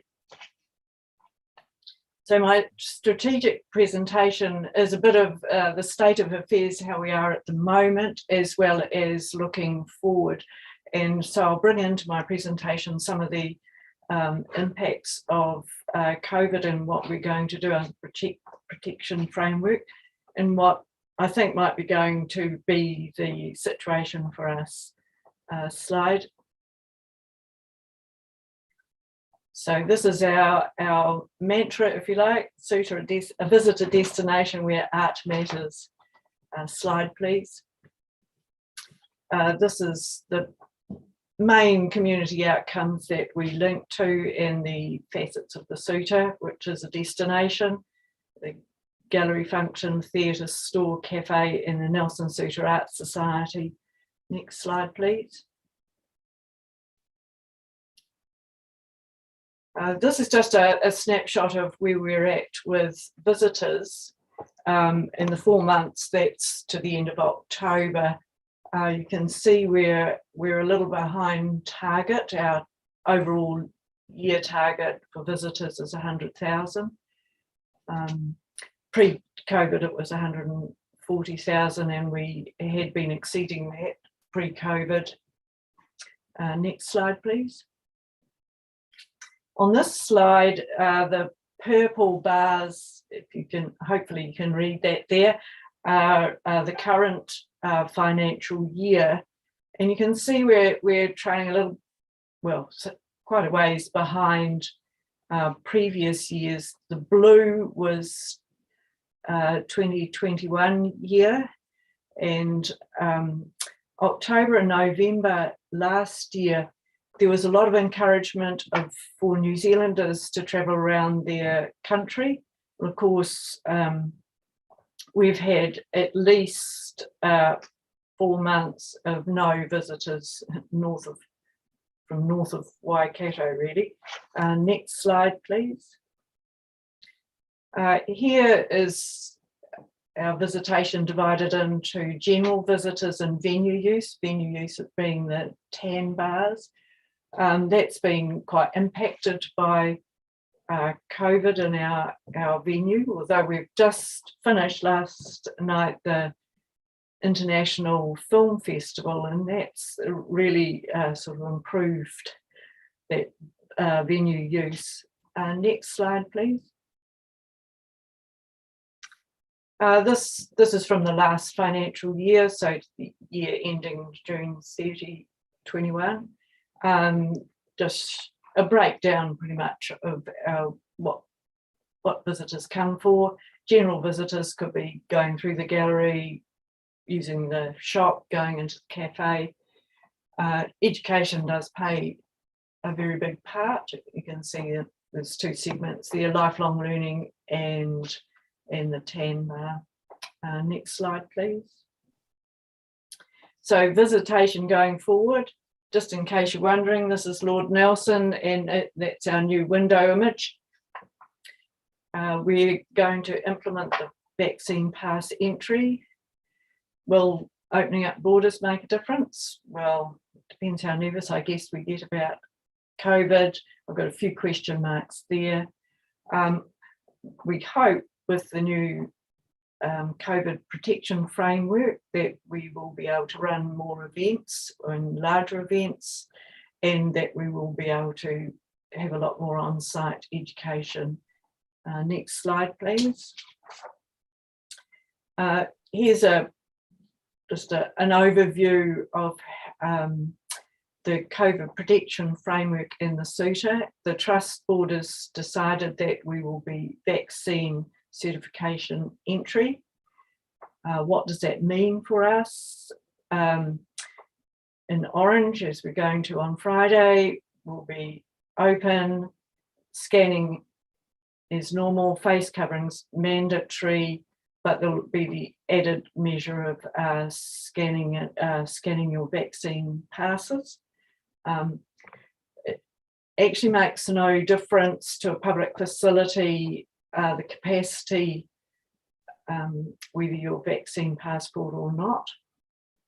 It's defined by the 1 metre distancing, but it will make a lot of difference to events, I think. And it will be better for our education, I believe, a lot safer. Next slide, please. Tourism, just reverting to that. Domestic tourism certainly hasn't picked up as much in the equivalent period last year. And of course, we've had this lack of visitors from the North Island. Will the COVID protection framework be a limit, or will it make us a more desirable destination? I'm certainly hoping the latter. Just joining us, as you will see sitting down soon, is Ruth Roebuck, who's our commercial manager. So she may join me in the conversation. Good morning. Hi, Ruth. Next slide, please. So tourism and enterprise, and I should introduce Ruth as being our manager, commerce and enterprise. We've, over the last couple of years, built up a much more beneficial collaboration with NRDA, uniquely Nelson, and that has been paying dividends for us, and we're now perceived as an important tourism destination for this broader region. We're very keen, of course, with them to be involved in campaigns that modify the seasonality effect that we all have in this region. Next slide, please. Philanthropy and fundraising, of course, with not so much tourist visitors, tapping goes a little slower than it has been previously, particularly when we had overseas visitors. Our legacy are our high level benefactors, and they're continuing to be generous, even though we've tempered our asks. They're still making donations, and we've received some very significant gifts of artworks in the last financial year. We don't particularly expect that to change. We have decided our big fundraiser, the pallet dinner and auction, because of the work involved in it, that will be an every 2-year event. But we've got in planning another fundraiser for the middle of 2022. Next slide, please.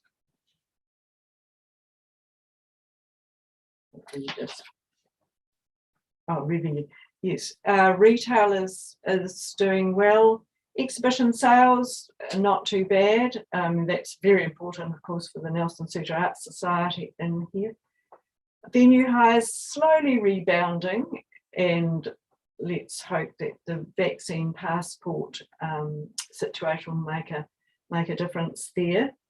We are very excited about the possibility early next year of TEDx actually going ahead. Actually happening. It has been postponed twice so far, but we're very hopeful about that. And we have some other exciting events booked in our theatre for next year. Our lessees are recovering too, as they're a big part of our destination. Education classes for children and adults are popular. We were impacted last term. This term we've restarted them again, but we haven't made any money off them this term because because of the people that were impacted by the close down last term. But we are hoping to rev them up again into the new year. And a big emphasis now for us is establishing partnerships and sponsorships for Suter projects, which you see a lot of in terms of exhibitions, but also for events. Next slide, please. This is just a breakdown of the 4 months up to the end of October and what percentages derived from what source. This does vary over the year. Next slide, please. Thank you. This is about our capacity. We're open just about every day of the year, and the core hours 9:30 to 4:30, but often longer than that when there's events on. We actually only have 3 full-time staff and the rest are part-time. We have moved to the living wage for that's across all our staff, and our staff are all vaccinated, and the trust board has just mandated that staff must be vaccinated, and if we're going to go to, which we are, to being a vaccine pass entry, in that circumstance all workers have to be vaccinated, which we're interpreting as both paid and unpaid staff, as we do have a lot of volunteer input. We've just got a new role on our staff for marketing and communications, and he's already making a big impact.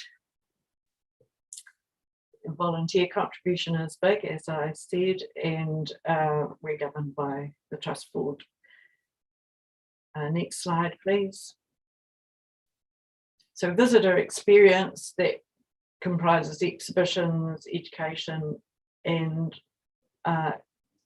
events and activities. So we run about 15 to 20 exhibitions, most of which we curate, and we try to link in with things that are going on in the city. Next slide, please. Things that are coming up. End of next year, there'll be a Rita Angus exhibition and a big survey exhibition of Daryl Frost, who's based in Tasman.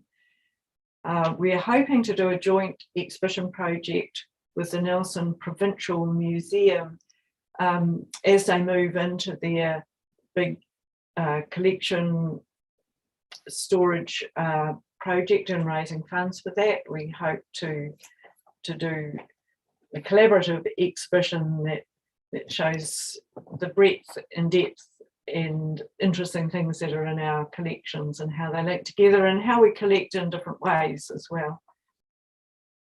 We've also got some exhibitions linked to events. The Nelson Photography Festival is a new initiative in this region.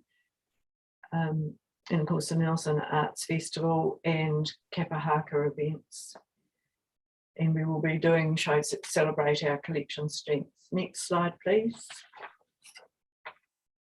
The next 5 years, we are hoping every year to have Toi Māori exhibitions, particularly linked with Te Tau Ihu hosted events.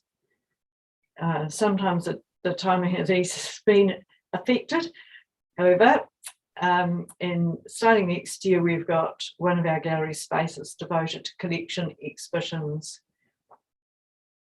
We're also, in the future, we'll keep linking to big events. Te Rāmoroa being spread across the city was particularly successful for our venue, and I hope that we can continue to be linked with that project.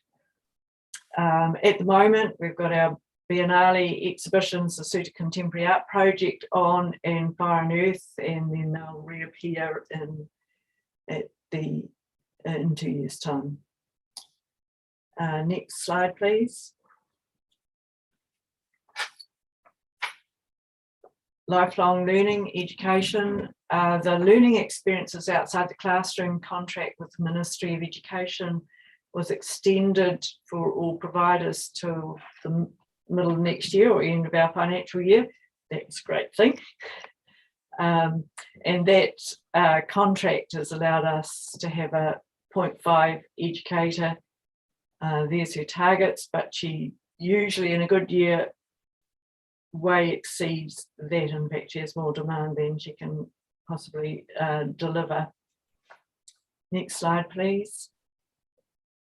LEOTC is going to be replaced by this new concept, enriching local curriculum, and they're inviting tenders at the moment, and we're just preparing our proposal, as the museum will be doing as well. If we're successful with that application, the contract will begin 1 July 2022. We've established an education endowment fund, but as yet, because it's comprised from benefaction, we don't quite have sufficient to buffer us should we not be successful with our application to the ministry. So COVID has impacted a lot on education and on-site visits. We are hoping that the new traffic light system plus our vaccine mandate will make us an attractive place for education classes to visit.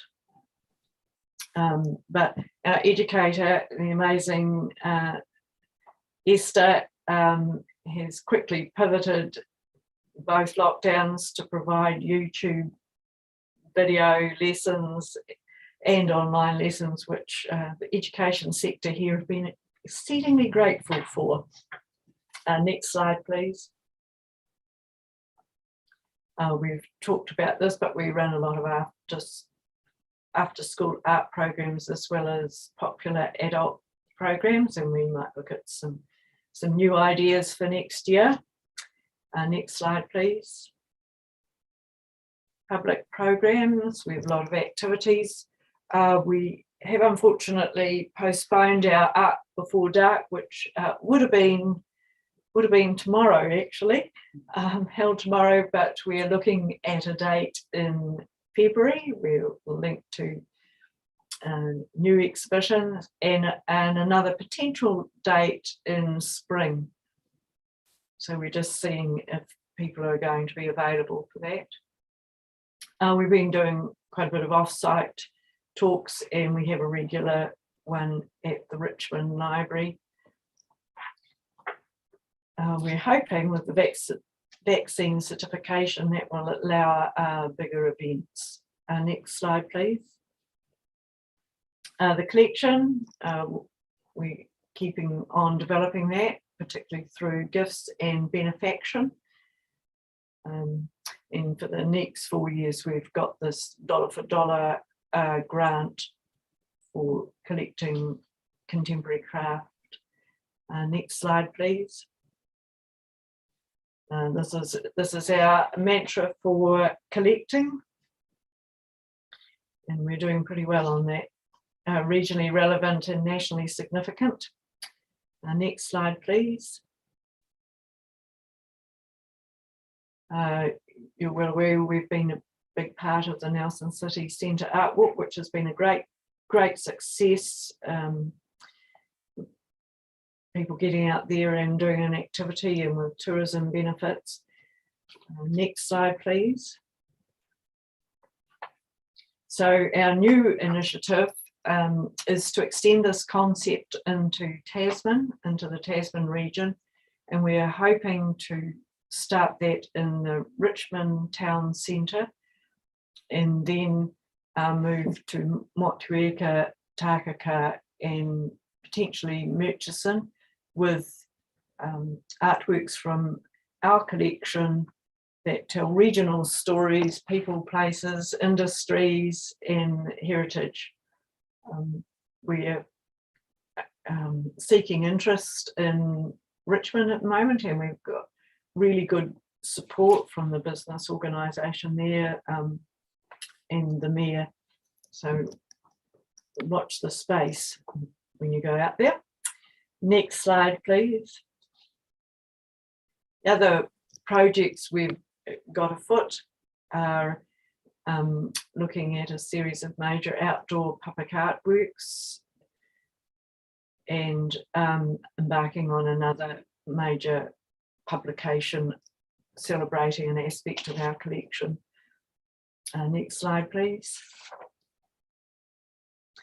Fundraising and developing our supporter base. Do you want to comment on that? Yes, certainly. I think other than what's mentioned there on the slide, our commitment to raising our profile and being able to take everybody through a journey with us to become perhaps more engaged and more supportive from a financial sense is well and truly being planned and mapped out as we made the commitment to appoint our marketing and communications person.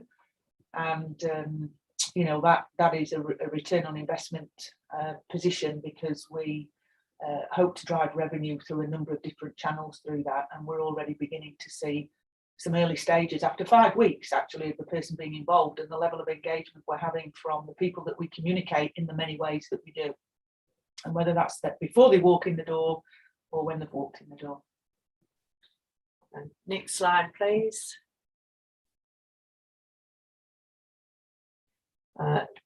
Here's excuse me, pie graphs of our finances. The previous financial year and then the current financial year is income. And next slide, please.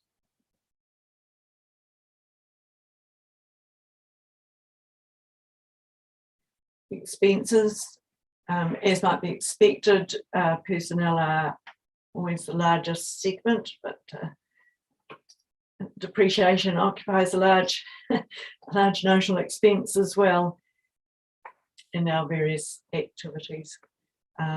Next slide, please. This is the current financial year, so it's budget.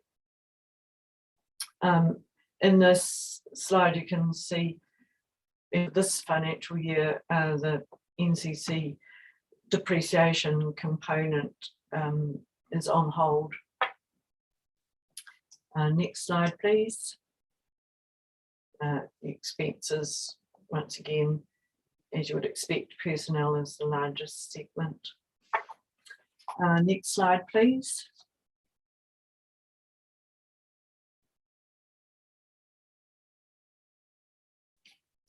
Sustainability, we've just completed our big report and audit process with ECOS, so they're currently cogitating on that, and we're hoping from the results from that audit process that we can then look at how we might change some of our practices, develop more energy efficient ways of doing things, and will feed into our statement of intent and budgeting going forward.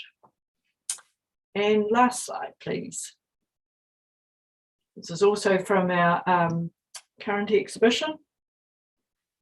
So thank you very much, Nelson City Council, for your support and your enthusiastic support.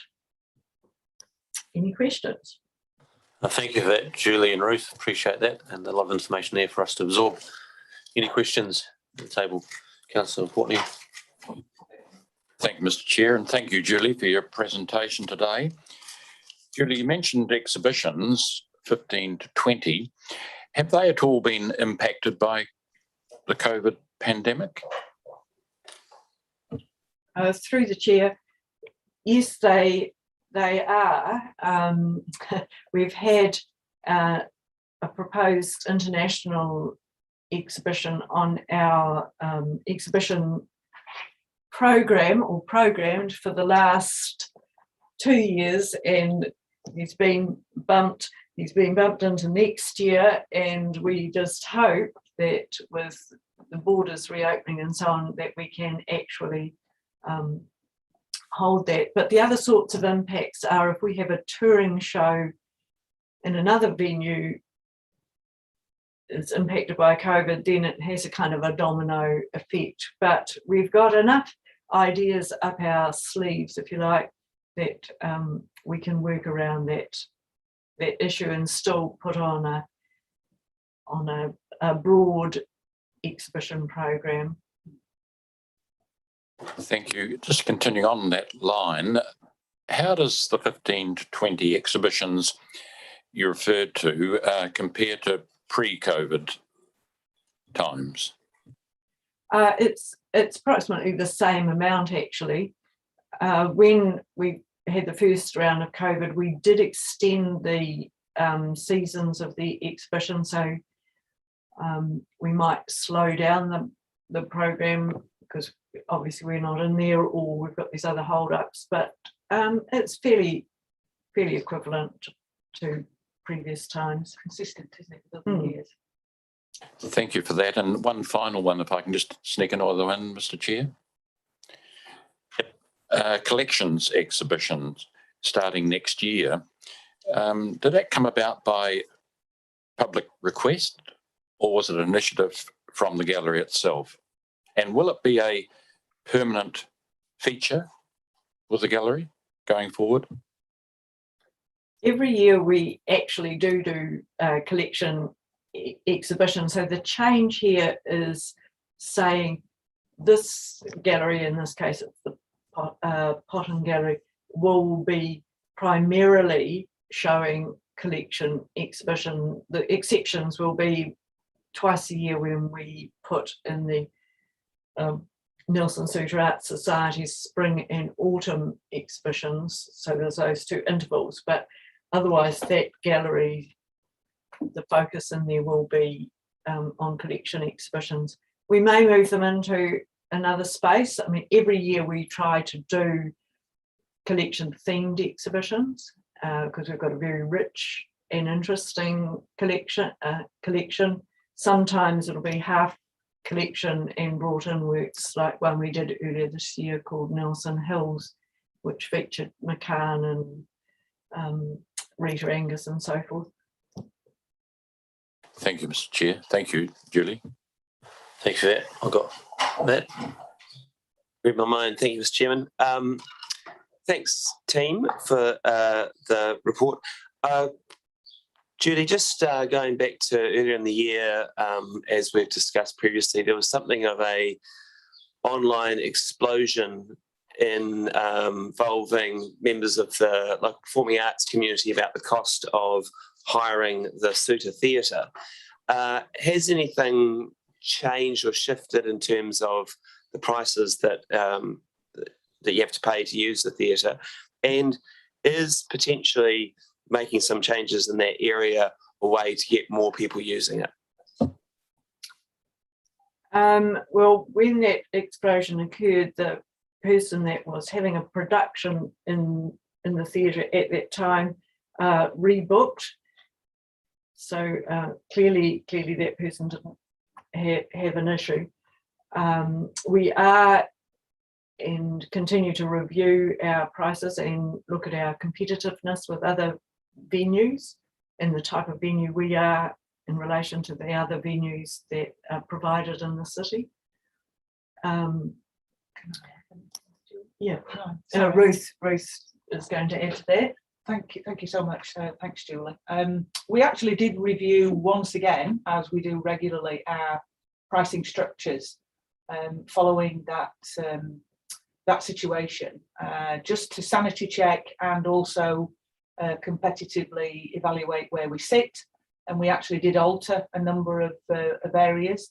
We also made our pricing structure more simple, I guess. We found, as we reviewed it, we thought it was probably a little complicated.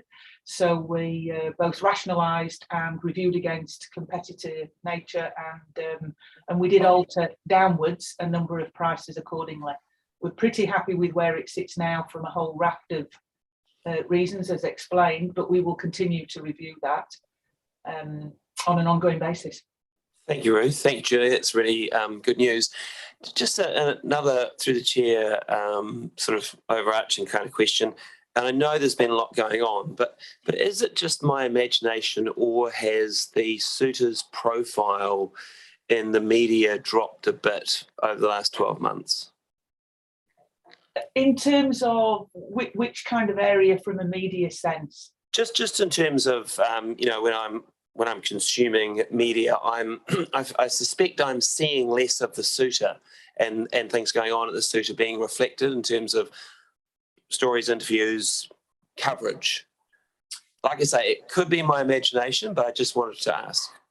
Yeah, sure. Look, I'm sure historically Julie can certainly answer that better than I, but from a review of the work that we've been covered by from an editorial sense, or indeed paid for, we're very similar on our kind of real estate that we've had thus far, both this financial year and almost this calendar year versus last. We had a number of articles in the Nelson magazine. We've had a number of articles in Life and Leisure. There is no doubt we are moving into raising our profile from a digital and social media perspective. So whether people may see more of that than they had before, and then think that we're probably not as present in printed material. I'm not sure if that might be part of that thinking process, but we certainly do have more or less the same coverage. Julie? I'd agree with it. Okay, thanks. Last question. Just one last question very quickly, Mr. Chairman, if it's okay. Thank you for that. You talked about the suitors educator, Esther, Dr. Esther McNaughton. I'm wondering, when you look at other regional art galleries, does anyone else have someone with a PhD doing that work? I would say that she's probably the leading New Zealand educator in this kind of space. And well, that's fantastic. Yeah, and she's been taking a leadership role actually in terms of her colleagues working in similar environments and other galleries and museums, and coordinated Zoom meetups so they can share ideas and so on. She's probably the quickest pivoter of any of them. Good to hear. I think, Mr. Chair, if I might just add, I think we have a priceless commodity or resource there, if I can use that term, and we've got a golden nugget that I believe we can do more with, and we will be doing more with. Not so much with Esther in terms of extending her hours, but the profile within both within the sector and being at the suitor. Great stuff. Thank you very much. Thank you. Thank you for that. Thank you very much, Julie and Ruth. I think Gail wanted to offer some thanks. Julie and Ruth, look, I just wanted to say thank you for the work that you do, your staff and your trustees. Had the privilege of doing some interviews for trustees this year, so I always like to keep in touch. And just wanted to say that whenever I go in, that it looks fantastic. Its presentation is just exceptional. So just wanted to say thank you and hope you all have a restful time over Christmas break. So if you do, I hope you do. Thanks. Thank you. Thank you, Julie and Ruth. And thank you, Tanya. Was there anything you needed to add to that? Through the chair, I just guessed from my scan of the sector that absolutely the suit is achieving really well, and the types of programs that it's delivering are exceptional, and particularly for the size staff. Yeah, no, and thank you. And from myself, I think the suitor is well deserved, has a very good profile. And Nelson, I think it's had some very good coverage, and a lot's been happening, and I always get excited to see what's happening. And when I bike past their home, there's usually something happening, coming in and out, and I think I should be there. But hey, thank you again very much for that. And just a quick, I'll take opportunity of this note in just defence of a suitor, which Councillor Laurie brought up about that issue. I was very disappointed in that post, and that's an example of the misuse and bullying from social media. I think if someone has an issue or wants to renegotiate a booking, then they contact the bookies or the suitor itself directly, rather than trying to manipulate or bully through social media to get a result. So in that sense, Councillor Laurie, I don't think it was something we should be giving more spotlight to that. And I think definitely Julie and Ruth are always very open, and the suitor are always very open to us in the public if they think there's things we can do differently. And remember that theatre has its costs. It provides an incredibly good service for Nelson and its community, and you're always going to have people who may think it's not suiting their requirements, but the way to go about that is, in the first instance, is to contact the suitor and they've worked out from there, because there was a bit of misinformation there, and I was disappointed. Point of order, Mr. Chair. Disappointed. I'm point of ordering you. So you have to hear my point of order. Do you know that the person who wrote that post didn't contact the suitor? What's the point of order? I won't misleading. I won't uphold that, because I know very much what. Do you know if the person contacted the suitor? I won't uphold, because I had discussions with a suitor at the time, and discussions with people that were on those posts, and I felt it was inappropriate, and I don't like to see that being passed on here. But I'll leave it at that, because I'll leave it on a positive note, because I think the suitor did very well job, and they responded to that extremely positively, and it's where great comes. And if anything from that, it got a bit of discussion from the public to understand what a great service the theatre offers. There's a lot of performing places to go for various needs, etc. And it's something we can around the table and with, as we do, we'll discuss with Suda any improvements there. Thank you for your time. Cheers. Thank you. Thank you. We will go into a break, 15-minute break. I know we're a bit behind, and I understand we've got very close to quorum, both staff and council may want to take this opportunity just to have a break there. So we'll go to a 10-minute break. Was 10 minutes long enough? I'll go 15 if people prefer the tea break.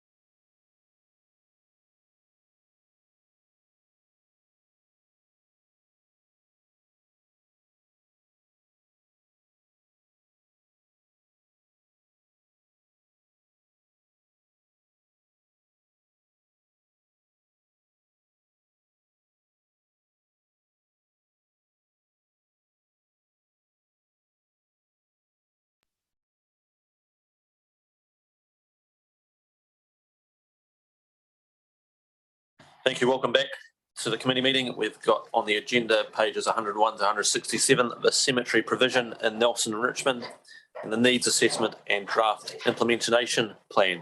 Thank you. We've got a big team. Cool. The A team. Very good. Tēnā koutou katoa. For those of you who don't know me, I'm Carol Stewart and I'm a Parks and Facilities Activity Planner, and I've taken on the Regional Cemeteries project. Thank you, Carol. The purpose of this report is to update the committee on the need for a new regional cemetery and to consider a proposed regional cemetery project implementation plan. And this includes delegating responsibility for governance oversight to a joint regional cemetery workshop. Staff at the Tasman District Council are also reporting to their operations committee on the 9th of December, and they're asking for the same thing. Chris Ward of Policy Works prepared the needs assessment, and we're both happy to answer questions. Thank you for that. So I'll take the report as read. Do I have any questions from the table? No questions. Thank you. So we've got a few. Councillor Noonan. Sorry, I wasn't prepared. I had to leave for a minute. I'm sorry, I've missed your. We haven't missed anything. So I'm taking it as read. Okay, I've got lots of questions because I'm really interested in cemeteries. Look, fantastic report, first of all. Really, really good report. My question is, have we looked at how utilised the double plots are? We've got a shortfall of, I think, 1,500 or something. But have we actually done an assessment of how many of the double plots are only got one in them at the moment? So through the chair, no, we haven't done that assessment. What tends to happen is that double plots are purchased for couples when one of them passes away, and it can be some time afterwards before the second partner. Yeah, I'm hoping that's the case for me. But also it can, the life also can get in the way, and there, you know, the second partner can remarry or find another partner, and it gets very complicated in terms of being able to track who is actually going to use a second plot. So there are examples within Waka Waka that we know where plots haven't been used. Where they have been purchased for use but haven't been used because circumstances have changed. So all we can say with any certainty is that the theoretical capacity of Marsden is unlikely to be reached because there will be a portion of those double plots which aren't used within the periods that we're looking at. Yeah, I think it would be sort of helpful to have a sense of that, because if there were many, then that could change, you know, it would certainly delay the need. The other question, this is a bit dodgy, isn't it? I mean, it's an interesting subject, but must be required distances between plots. We seem to be quite generous in places.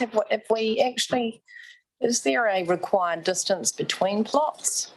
I'm just trying to fit more in. So through the chair, I can answer part of that question. There's a requirement in terms of operationally being able to get the equipment in to dig the plot. And there's requirements in terms of you know, how close you can be without, so you're not disturbing the plot next door. We tend to, Richmond, if you've been to Richmond Cemetery, you'll see they're quite tight in terms of plot distances. I'm not sure operationally what the instruction is to our people, but it's something that you could look at potentially. But I think it's a matter of centimetres difference. Okay, I did wonder whether there was a health requirement, or you've articulated it may just be a practical reason. Okay, so there's no health requirement distancing. Through the chair, I'd need to go away and look at that for you, but really happy to do that. But yes, certainly from an operational perspective, we look at that distancing about being able to get a mower in between and more from practicality, but happy to go away and look at legislation around that. Okay. just a comment, Mr. Chair, a little bit of whimsy maybe. That on page 125, it says in practice, we're talking about analysis of demand. People tend to use cemeteries where the other family members are buried. And I was thinking when I was reading it, actually, some people want to be away from their families, but that could be, like you have to live with your family. You don't get a choice, but there you go. I think that's all I have for now. I do have some concerns about adopting a joint proposal, so I'm just flagging that for now. Okay, thank you. I've got Brian. Thanks, Mr. Chair. I'm not sure there's a question or something for debate, but probably I'll ask it as a question. Where are we at with getting a common, I suppose, charge across both Towson and Tasman, or this part of the TDC and Nelson, in terms of rationalising the cemetery space? And the reason I ask is because there's a bit of a porous boundary, and I can think of my own case where the neighbour's just gone into a retirement home and he's crossed the boundary, so he probably spend his lifetime in one area and he's spending. So I'm just wondering where we're at with a common charging regime for both districts. So through the chair, one of the recommendations of the implementation plan is that we further that work through the joint working group of the two councils. I saw that.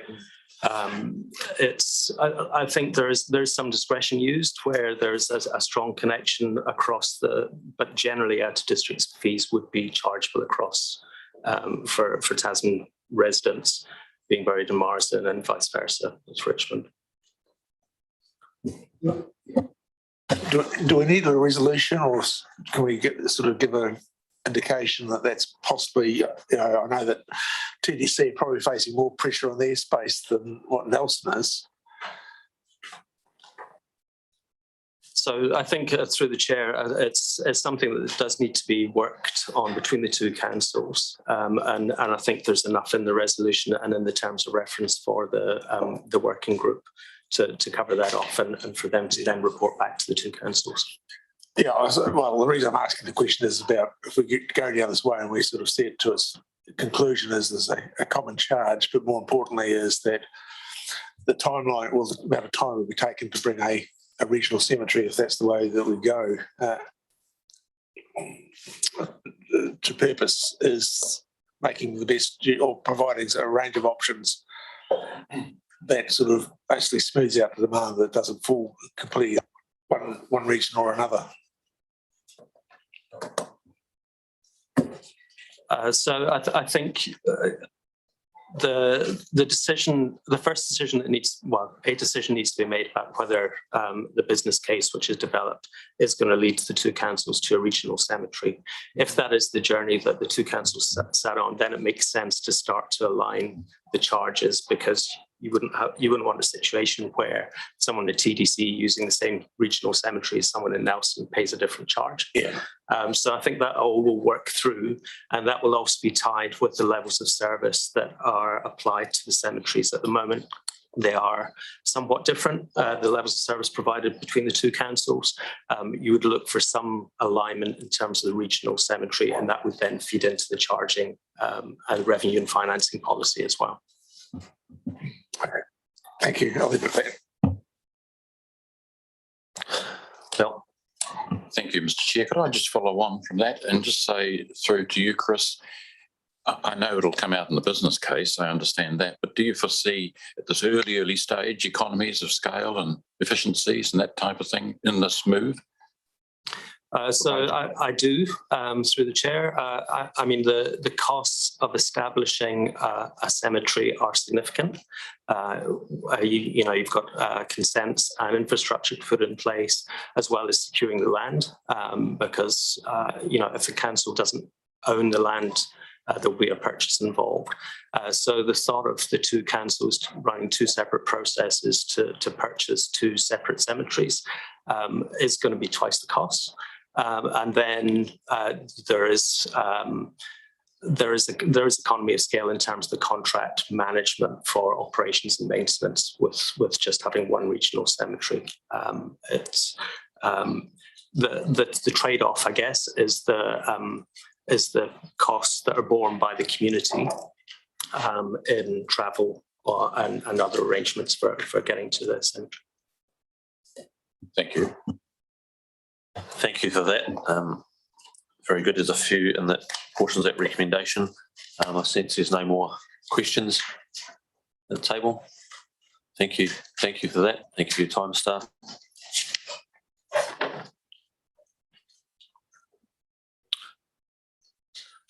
Can I have someone moved by Councillor McGurk, seconded by Councillor Brand? Is there any debate?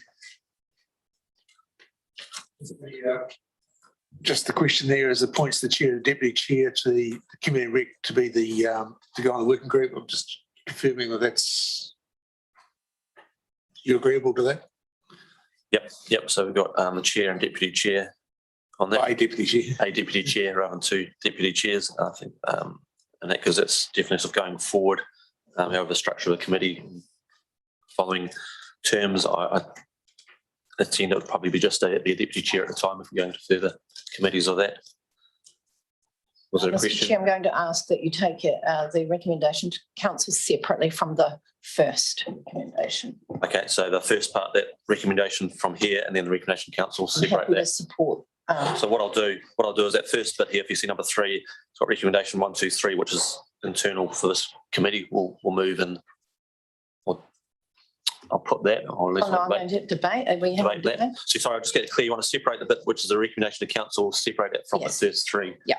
Okay, so I'll take in those 2 parts. So debating the first part, you can see it on there. So it's on your screen there. You got 1, 2, and 3 at the top half of the page. This is the bit we're considering, and recommendation to council. I'll consider that following this. Right. So thank you. So open debate. Thank you. Look, as I said, the report is excellent. Really comprehensive report and very interesting to read, and very important that we actually receive it, because I think it will add to the information that council holds on this particular topic, of which I am very interested and always have been, strangely. Look, the reason why I'm not going to support, and I'll speak to the second part now so you don't have to come back to it, is that I don't believe that we should be looking at a regional cemetery at this point in time. We don't need anything for quite some years, and I think our staff have got enough work to do, to be honest, and therefore I think that Tasman will have to go and do their own investigations, but I don't support us joining in with them. And I guess I'll leave it at that. I just don't think that we need to. It's quite clear we don't. The staff have more work to do. So those are the reasons that I'm not supporting the second part of it. Thank you for the heads up on that. So Councillor Neil Stevens. Thanks, Mr. Chair. I'll just briefly speak in support of all of this. Whilst I hear what Councillor Noonan has to say, I feel that especially with land costs increasing as quickly as they are, one of the best things we can do is start looking to the future now and prepare for the inevitability that is death.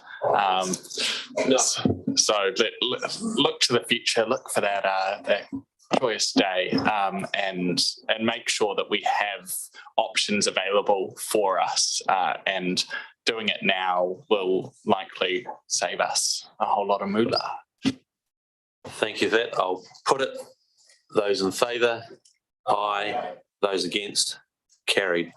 So now we go to the next part, which is the recommendation to council, and you'll see that it goes to 1, 2, 3, and A, B, C, D, and F. And just for clarity here, as Councillor McGurk raised in regards to number 2E, appoints a chair and deputy chair of the Community and Recreation Committee to the Joint Regional Cemetery Working Group. Just to be completely clear about that, when we had discussions around our chair and deputy chairs and staff, Councillor Trudy accepted, and she was requested, and she accepted that role as a deputy on that, and obviously myself as chair. So we've got those numbers there and that recommendation. Everyone's clear about that. I'll open it to debate. Mr. Chair, do you want to refer to by name or clarity? Yeah, we discussed that, which was easiest. Some advice from the officer. Yeah, so we had the same query whether it was better or worse, or and for longevity of that recommendation to endure more than one committee. What was your We're comfortable, to be honest, between the three of us around the table, we were comfortable whether it was or wasn't. It's a good question that comes up whenever we get into this sort of situation, but because this work may continue past next year's election, we're just trying to keep it flexible rather than come back with a further recommendation. Yeah, thanks. That seems like a sensible, pragmatic solution. So I'll leave it as it is. Yeah, no, thank you for raising, because that was something we were sort of thinking back and forth on. Okay, thank you. No more questions. Sorry, has that been moved in? That's right. That's right. So any debate? I'll move it. Those in favour? Aye. Those against? Carried. No, and can you record my no vote? Cool, that's correct to do that. Yep. Cool. So it was all in favour, but recording Councillor Noonan as a no and that against. Thank you for that. Thank you very much. We'll move on to the next item, which is the Trafalgar Park community leases, and that's pages 168 to 180. And I've got Rebecca Van Orden presenting. Thank you.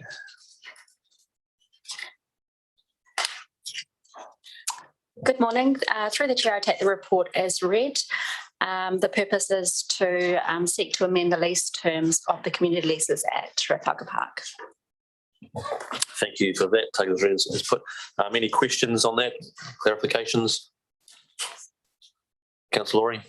Thank you, Mr. Chair. Thank you for the report. Just a general question, really.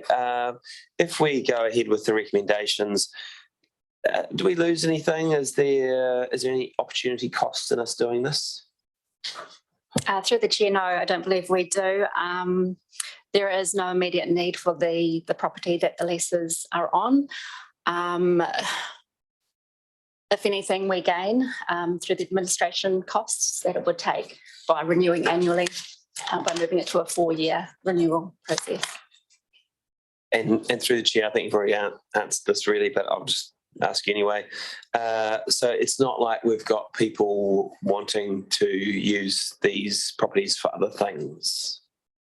Through the chair, it does provide an opportunity for subleases, which would be more likely to happen with a 4-year lease renewal process, as the current sublease at the Marist Rugby Club with the Nelson Environment Centre shows that they would be prepared to put more money into developing the facility if it was for a longer term.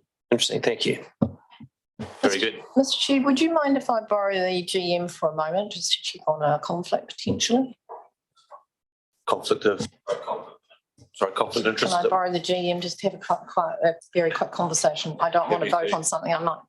So we'll just pause for a moment. Yeah. Yeah. It's about to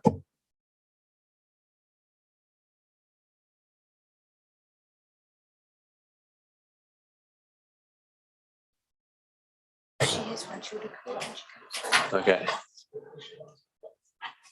So we'll just pause because I assume that's a conflict of interest she's having on this matter. So we'll just pause a moment.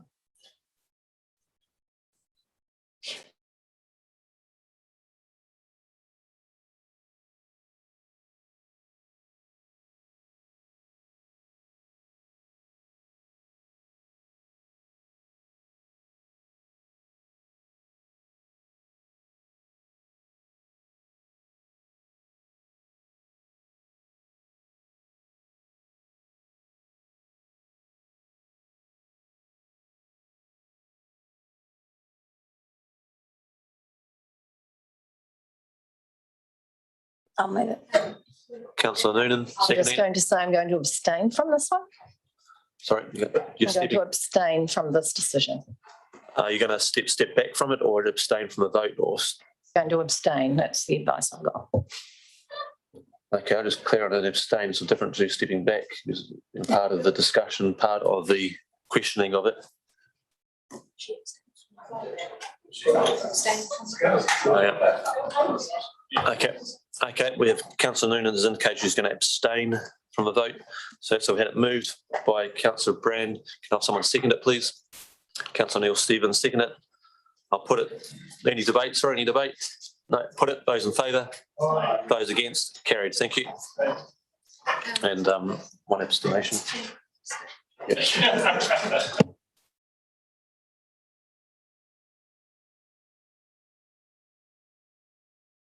Well done. The next item is the community investment funding panel minutes from the 7th. So there's no discussion required. This is just for information only and receiving a report. Moved, thank you.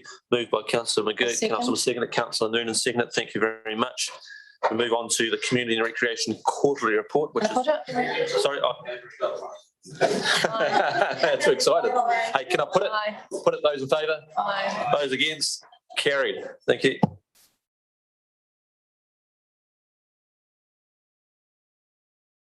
Community recreation quarterly report, pages 191 to 236. We've got the rest of the A team here again. Tanya, cool.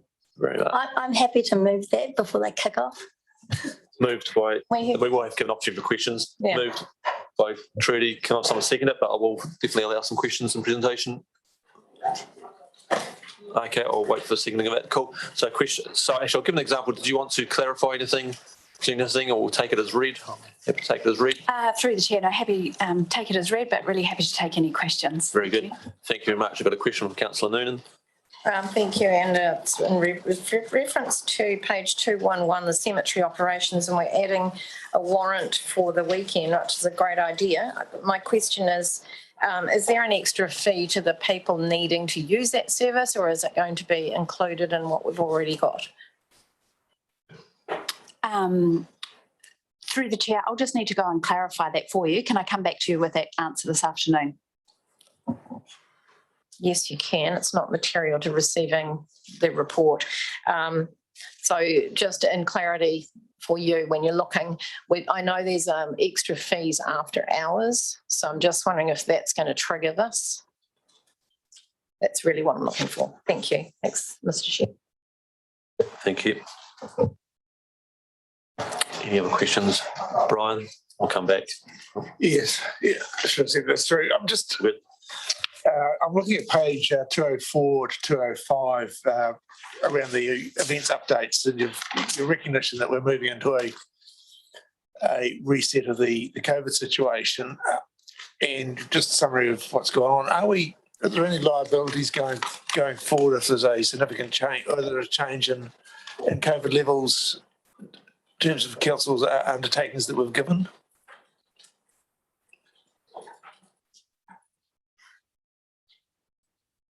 Mark Preston Thomas is on his way, so he can speak to that a little bit more. I suppose the question is, have we underwritten anything that may be called upon?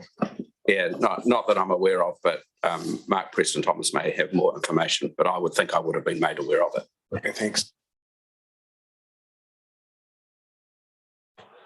Any questions? Yep. Look, I'm looking at page 19. Oh, no, actually, I clarified. Then I was looking at the library one. That's okay. Oh, whoops, sorry. I actually got that one sorted in my head. There is a comment at page 204 about the annual process for Te Mana Kuratahi in 2023, and there's a reference to annual plan process. Just to clarify that we're not having a consultation document this year, so they may want to work out how that's going to work for them.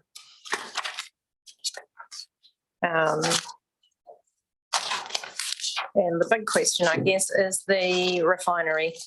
So whether you want to take that now or whether you want to take it later, what would you like to do? I've sent those questions through. Yep, I'll get you to ask them now.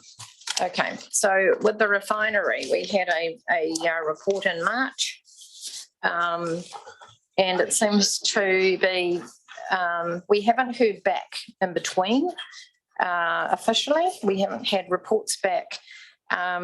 We had a verbal, I think in June, we had a Zoom meeting, and it now says that we are almost 500,000 short for the earthquake strengthening. So I'm wondering why we haven't had a report actually outlining the issues and what direction we want to give, Mr. Chair. I don't know if you're more familiar with it. There was a response there, and I'll let Andrew respond there. Cool. Through the chair, I'll respond to that. So yes, we are further behind with the refinery project than we would have hoped to have been. There was a recent workshop for the Stoke Memorial Hall, which has got very similar issues for an earthquake-prone building. We are proposing that we bring a workshop to the committee in the new year at this point. We are waiting on a few more pieces of information around earthquake strengthening to a lower level and whether that would be an option to go forward. So in that workshop, we would bring back the available budget, the approved budget, the updated costs, and confirm the future use of the needs for the strengthening, and then the requirements which might impact the final costs, such as fit out as well. So the concern I have, Mr. Chair, is that we've given, apparently it's not confirmed, some indication to Community Artworks actually that they will be moving over there when it's complete, which was sort of supposed to be now. And we've got a stressed person who's looking at council and wondering what we're doing. I'd like to get a bit more certainty for that situation. And given that we've now indicated that we're going to sell that land to Kāinga Ora, or we're in the process of having it offered to them, we've already removed her, or that Community Artworks from the Maita river some years ago, so to the current site, and with the understanding that she would be moving their operations into the refinery. So I have some concerns. So how can we move this forward a bit more? For my responses, I understand, because I've also had the communications and sort of not reassurance, but understanding of that and what the intent is. So I'm like yourself and the rest of the table, want to keep us moving forward, but I think it's some prudent reasoning there that we just need to resolve, make sure we're fully aware of costs and process to do that. But I hear you, Councillor Noonan, and I'm I think many of us on the same round the table on that.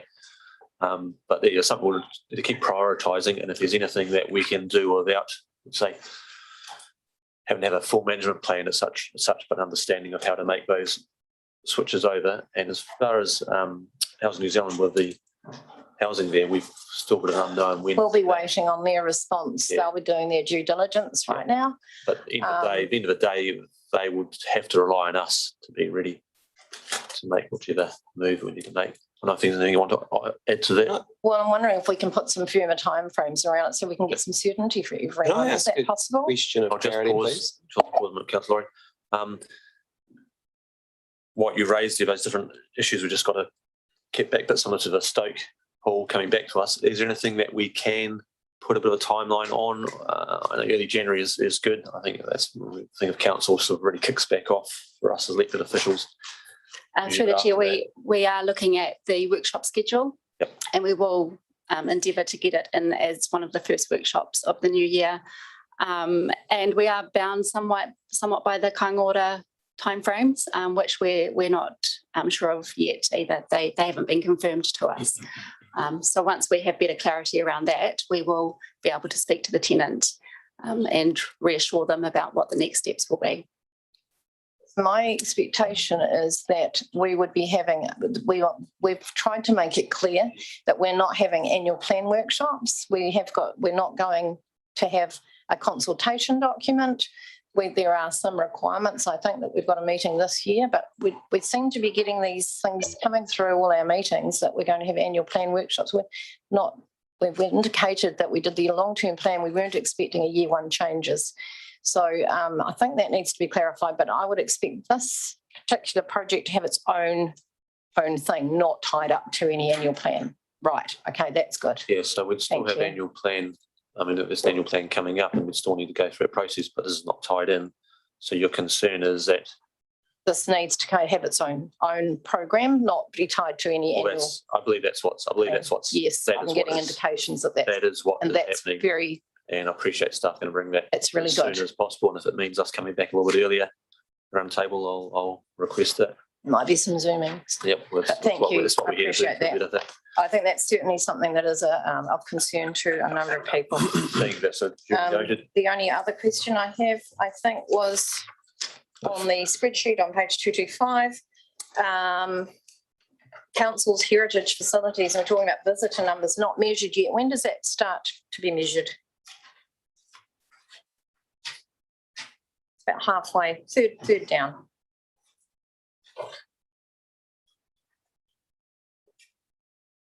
Who wants to answer that? Sorry, can you repeat the question? I was looking up. What was the question, sorry? Page 225 on the spreadsheet, it talks about the number of visitors and the comment is it's not measured yet. I'm just wondering when we start to measure. Okay, thank you. Through the chair, there are 3 facilities that are included in that, and at that stage ISOR wasn't open, so the figures weren't provided, but we can provide partial figures for Founders and Broad Green. So those are available and should have been in the report. Thank you, Sarah. And the last question I have, I think, is on that same page, and it's talking about the sufficient open space provided and that our area and hectares for neighbourhood parks is not on track. I'm just wondering what we're doing about that. Through the chair, yes, I was expecting this question. I just need to really highlight that this is quite an administrative measure, and it's not one that it really reflects that we are insufficient in open space on the ground. It's a measure that was included based on current supply and the population estimates at the time. And unfortunately, Stats New Zealand shifted there. They realised that they were underestimating at some point, and they shifted the population, which has thrown that a little bit, and it just comes in a little bit under. So the good news is there's no reflection on Nelson's supply of neighbourhood parks, but the bad news is it's probably going to come under every time. So it's unfortunate, and it's possibly a measure that we might consider just keeping in the activity management plan next time and not putting in the long-term plan, because it really is an under the hood type measure to levy things off rather than something that's a reflection.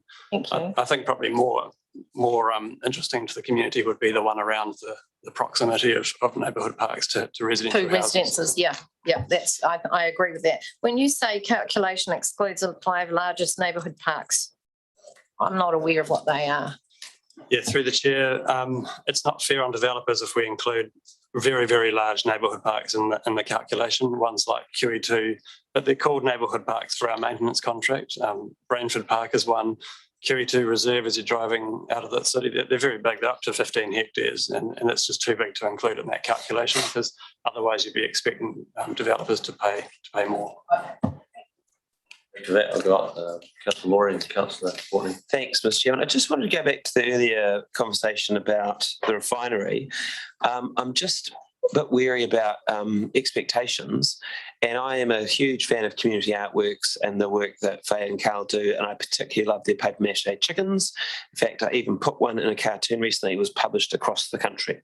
So I love what they do, but I'm just not, I don't remember, have we made a decision that they are going to move, if they need to move, into the refinery? Because I don't remember us actually making a decision on that. I know there's been a lot of talk about it, but it sounds like we're talking like we have made that decision. I don't know if we have. So I'd appreciate some clarity on this, please. Mr. Chair, I've made exactly that point in my email to myself here. We need to look into that, because I think that's critical. Creating an understanding is one thing, and that's important, but whether council has passed a resolution is critical. And I think if we plan to come back with a workshop at the start of the year, so prioritise that workshop at the start of the year, we will come back with that certainty around what commitments or indications council has made to date.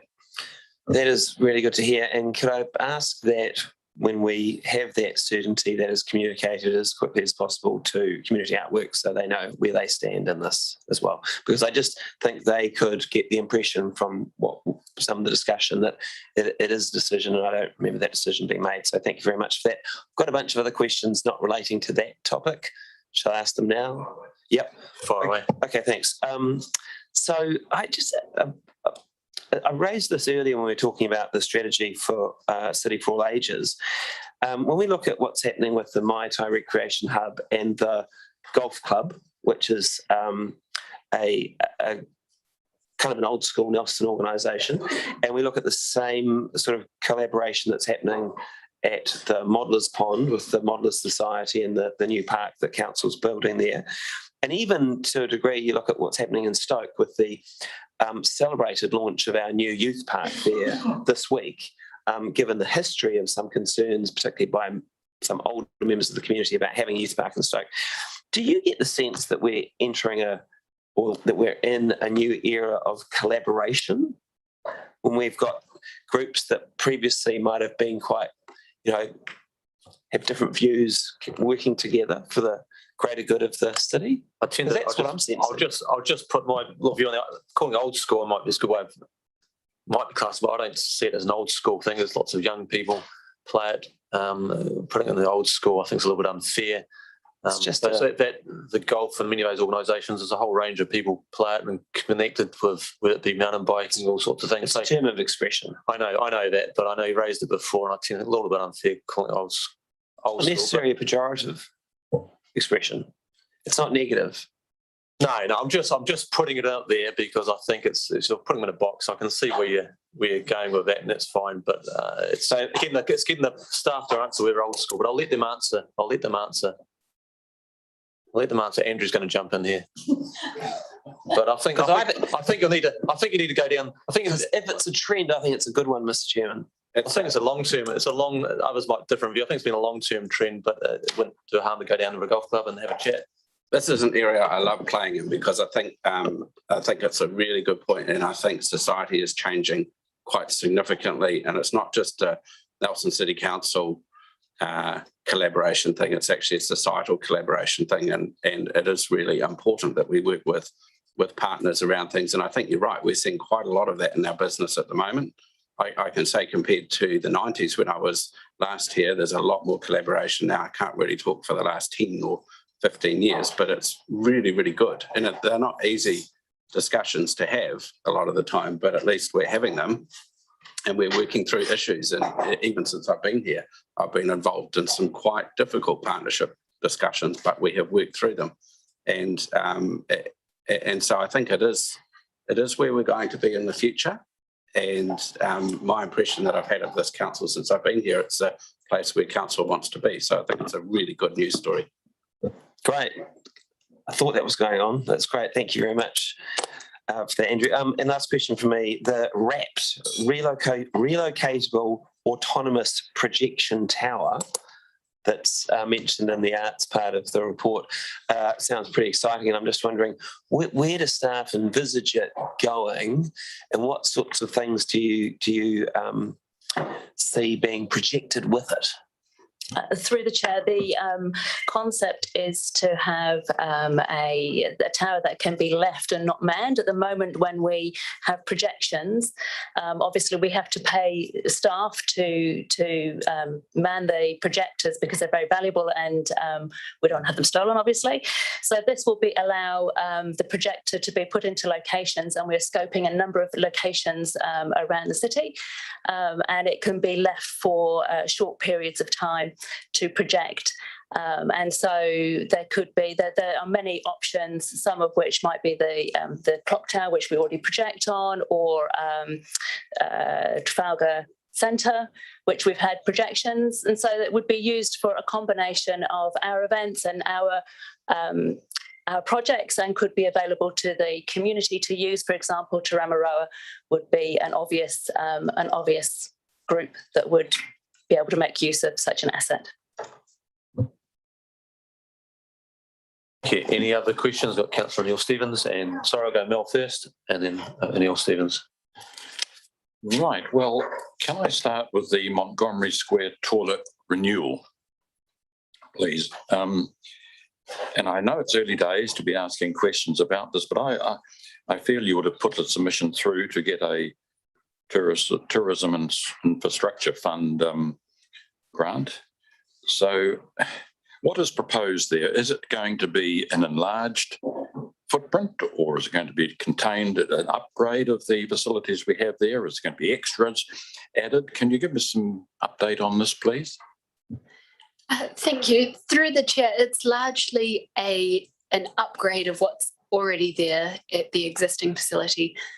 It's that time where it needs a bit of a renewal, so it's the footprint won't change at this stage. It's just improving what we've got there now.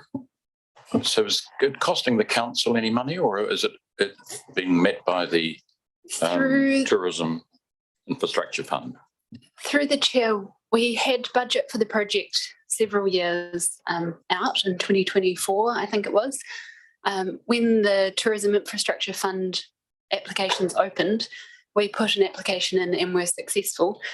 And our application was that we would pay 50% and the MB, the Tourism Infrastructure Fund, was 50%. So it's 460,000 council and 460,000 grant funded. Thank you for that. I'm going to put a plug in here just for people to take on board. It's to do with the Modelers Park. I have been counselled about the subject, but I'm still going to pursue it. And I hope with the support of the Deputy Mayor as well. And that's a splash pad for the Modelers Park. I'd like that to be kept in mind. It seems quite remote at the moment, but good things take time. So the community, I believe, the feedback I'm getting is that they would like this, and it would be a fantastic feature for a certain demographic, 3, 4, 5, even older.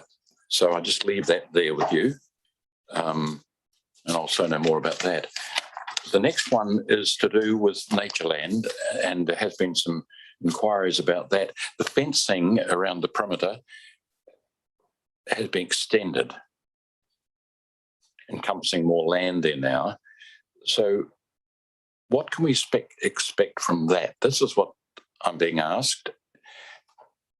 Is Natureland planning to move soon on further developments there?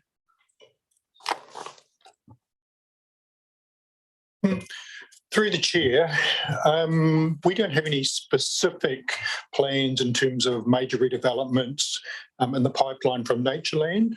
They greatly appreciated the access to that additional land, which they were using for additional grazing and general use. And if it would be useful, we could ask them to come to a public session in the future if there was an interest in Natureland plans. Thank you, Mr. Chair. I'll leave that there. Thank you for that, and that's probably good. It might be nice for him to come and speak to us at some stage in the new year. Cool. Thank you for that. Any other? I've got Rohan. Thanks, Mr. Chair. Just a couple of questions from me, but firstly, I just want to say how nice it was reading this report, seeing all the lovely things everyone here is doing in the community and everything that the community organisations are doing. On the venues website, I was just wondering what sort of feedback we've got on that and what the usage has been, because it looks like a great asset. Through the chair, so we're getting reports at the end of the quarter, which will enable us to give some numbers, facts and figures on feedback and also usage. So at this stage, it's a bit too early, but by the end of December, we'll be able to provide some feedback. Any sort of non-quantitative, qualitative feedback, any just sort of word of mouth? Through the chair at this stage, no, it's positive. Yeah, absolutely, very well received. Great, thanks. And then second question for Serena. Libraries, obviously, through the long-term plan, we got rid of overdue fines. I'm just wondering if you had, any feedback to give on that, and how staff and customers are finding it. Thank you. Through the chair, feedback has been very positive. There were some initial concerns when the change was implemented from customers around people holding on to books. We haven't seen any evidence of that. And what we have noticed is that we are having a lot less upset customers, so customer complaints, customer issues, and that is obviously very pleasing for staff. Yeah. Great, thanks. For that, I've got Rachel. Thanks, Tim. Just a couple of things, just on page 192, just a sort of heads up. So we've got the section, thank you for the commentary around obviously the revenue streams have been impacted. And I note you all, at the time of this report, it was too early to accurately quantify the impact. Just hoping we can get a sense of that as we go into the annual plan discussions next week. So just heads up, I'll be kind of looking for something around that. We're going to have a bit of a sense of it. Obviously, you know, through to about where we are now. So we'll just be quite keen to get a bit more info on that. And the other one is just on page 198. And I just want to acknowledge the work that you're doing with our around unemployment and employment opportunities, and particularly that partnership arrangement with Tasman District MSD and the Ministry of Education to provide mentoring to young people who are not in employment, education or training through Presbyterian support, and the work obviously that we've got with Youth Nelson and Whanaka Youth. I just want to highlight this to the committee as a potential, you know, it's a potential emerging issue that I think we may need to actually spend a little bit more time on as we head into next year. So looking at the NEET, not in employment and training and or education and or training numbers, we've had quite a jump. So we're sitting now at second highest in New Zealand. So we've had a big percentage jump, up 7% from previous year, from a year ago. So we're actually, I think we may have an emerging issue here that we need to be really getting across. So just raising that now. So as we start to think about for next year and the work program where our focus areas may need to be, I just highlight this as an emerging The jump in, you're saying, the jump in the... So this is when we look at the measure of young people who are not in employment, education and or training, and we're seeing a significant rise in that number. So we're seeing it's gone up 7% from a year ago to 18.3% in that cohort. And don't ask me the exact years because I can never quite remember whether it's up to 25 or where it sits. I think that's it. So just looking at that, I do think that's something that we probably want to spend a little bit of time on. So I'm just thinking, Mark, that might be, and I know you'll be aware of this. So just some initial thoughts from the staff, if they have something today, but actually maybe think about into the new year. Yeah, through the chair, thank you for that. It is, as you'll all be aware, it is a priority area under our AMP. It's been identified as a community of greatest need. We're also now moving to very actively track the regional data so that we can respond appropriately. I'd also like to thank the committee and council for their support in that area. The partnership's been well acknowledged in the community, but as the Mayor says, there's a huge need out there. Thank you. Thank you. Thank you. That's a very good point. Cool. Got no other questions? No, I haven't. So I've got been moved by Trudy, seconded by Gail. Thank you, staff, for your report. Mr. Chair, just I haven't had a response to my question. You're waiting for Mr. Preston Thomas to come down to confirm. Which was looking at the page, I think 205. 205, 204. Oh, is it? Just the are there any undertakings that have or haven't been made that may be called upon in light of the changing COVID and events that are coming up over the summer period? The Chair, thanks for that. We don't into formal underwritings as such, but what we do know is that when events are significantly changed or cancelled at the last minute, that does come with a cost. Of the costs that have been accrued today to that point in time. As part of what the events team are planning, they are planning events that can be delivered under certainly green and orange, and in some cases looking seriously at other restrictions that may occur. So we're trying to pre-plan and prevent those rather than creating a large financial commitment by council should the world change. Thank you. So I've had it moved and seconded. Thank you, staff, for that. I'll just ask, is there any debate? Chairman would be. Councillor Noonan. Very short comment. Yes, absolutely. It's just receiving the report, but I just wanted to highlight the library use because there were over 11,000 ebook issues and over 6,000 audio book issues. But despite that, 133,000 physical items were also there. So I just wanted to, often people say, oh, well, what's the library for? Yep.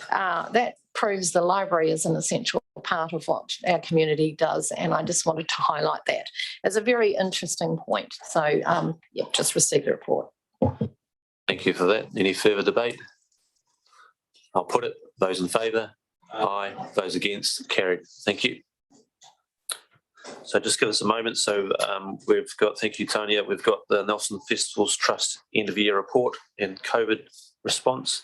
So we're just going to go on to Zoom. So I'll give a moment for, does anyone need a quick, before that, anyone need a quick break? Are we all right? Anyone need a, no? Yeah, so just give a moment, just a couple of minutes. Anyone needs to, but we're right for quorum. Cool. So we're just getting, thank you, very good. We've got Brent online and we've got Shanine. So we're looking at the screen here. Thank you, very good. Cool. Got Brent, Shanine, Lydia and Rose. Thank you. Very good. And you can hear us well enough? Yep. Cool. And I'll get Tonya to start us off on that. Thank you.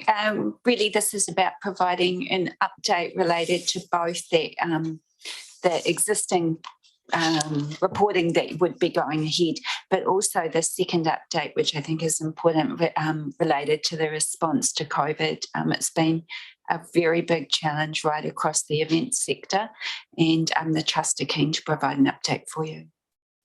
For that, and those that are here and watching, it's pages 237 onwards. Okay. So I'll pass over to the team on Zoom there. Anything you wanted to update or clarify, we can take this as read. Thank you very much for that. Anything you want to present or clarify? Thanks, Tim. Kia ora i te whānau. Great to see you all. And I use those words very deliberately because it does feel like we're meeting with family. I'll leave it up to you to decide whether you're an uncle or an auntie or a sister or a brother. Not looking around the room too carefully. Look, this is just a really quick opportunity. I think we've tabled a pretty comprehensive report, which covers off last year, which feels like a lifetime ago already. And also an update on what has been another really challenging year. So hopefully within the documents we've provided, we've given you a good sense of what our world has looked like and how we've navigated that. So we don't really want to go through that again in too much detail. We've got a really brief PowerPoint, which is sort of quite punchy executive summary. So we're happy to go through that. But I think really our focus of today is just to make sure that there is no unanswered questions or concerns that you guys have got around the table, and that we've provided an opportunity for you to voice those. And certainly if we haven't got the answers today, we'll come back to you promptly on that. So if we go to the PowerPoint, thank you. Thank you. Cool, you've all got that? Yep, thank you. Very clear. Okay, just flick through to the next page, thanks. And so what I'm going to do is quickly cover off the 2020 festival, actually. Can you go to the next page for me, please? Thank you, beautiful. So this is just a quick overview of the main things that we wanted to cover off. I think we mentioned to you last time that we have refreshed the board. And I must say, as a chair, I feel enormously thankful for the new board members and the existing board members. I think we've got a board at the moment that's performing incredibly well in a really challenging environment. And I think the new members that we've brought on board, Cynthia, Zoe, Gemma and Johanna, have added a lot of expertise, diversity and value to the organisation. And at the moment, it feels like the board and the team are just perfectly aligned around values and kaupapa, and just it feels like a very safe and confident organisation, despite all the challenges that we've had. So just wanted to reinforce that, and we are committed to that diversity perspective on the board, and we will continue to look at that and make changes and bring different voices and expertise onto the board as is required. Secondly, just a quick reflection on last year. Despite all the challenges, we did meet all of our targets, which I think is something to really celebrate. And on the back of that, we've set ourselves up really well, I think, for the future. And not a very significant part of that has been the recruitment of a new team at the beginning of last year. These 3 amazing humans that are sharing this virtual space with me, Lydia, Shanine and Rose. And I'd just really like to publicly express the board's gratitude for the amazing mahi that they have done this year. And for those council members that were at our launch at the Theatre Royal, I think you could sense that we were poised to take the festival to the next level. It was an amazing night. The feedback from the community around the changes that they were seeing in the festival, the inspiration, the creativity and the professionalism has been amazing. And as a board, we feel enormously proud to have recruited these awesome folk and the work that they have done. And I really would say that we have been enormously lucky as a community to have them working on our behalf. The other thing I just wanted to point out too is that one of the core focuses of the board after 2019 was we were acutely aware as a new trust that we had no reserves to fall back on. And as an event delivery organisation, that is a really scary place to be. And we have worked really hard over the last 3 years to manage risk and to pull ourselves up into a position where we can self-determine our financial future.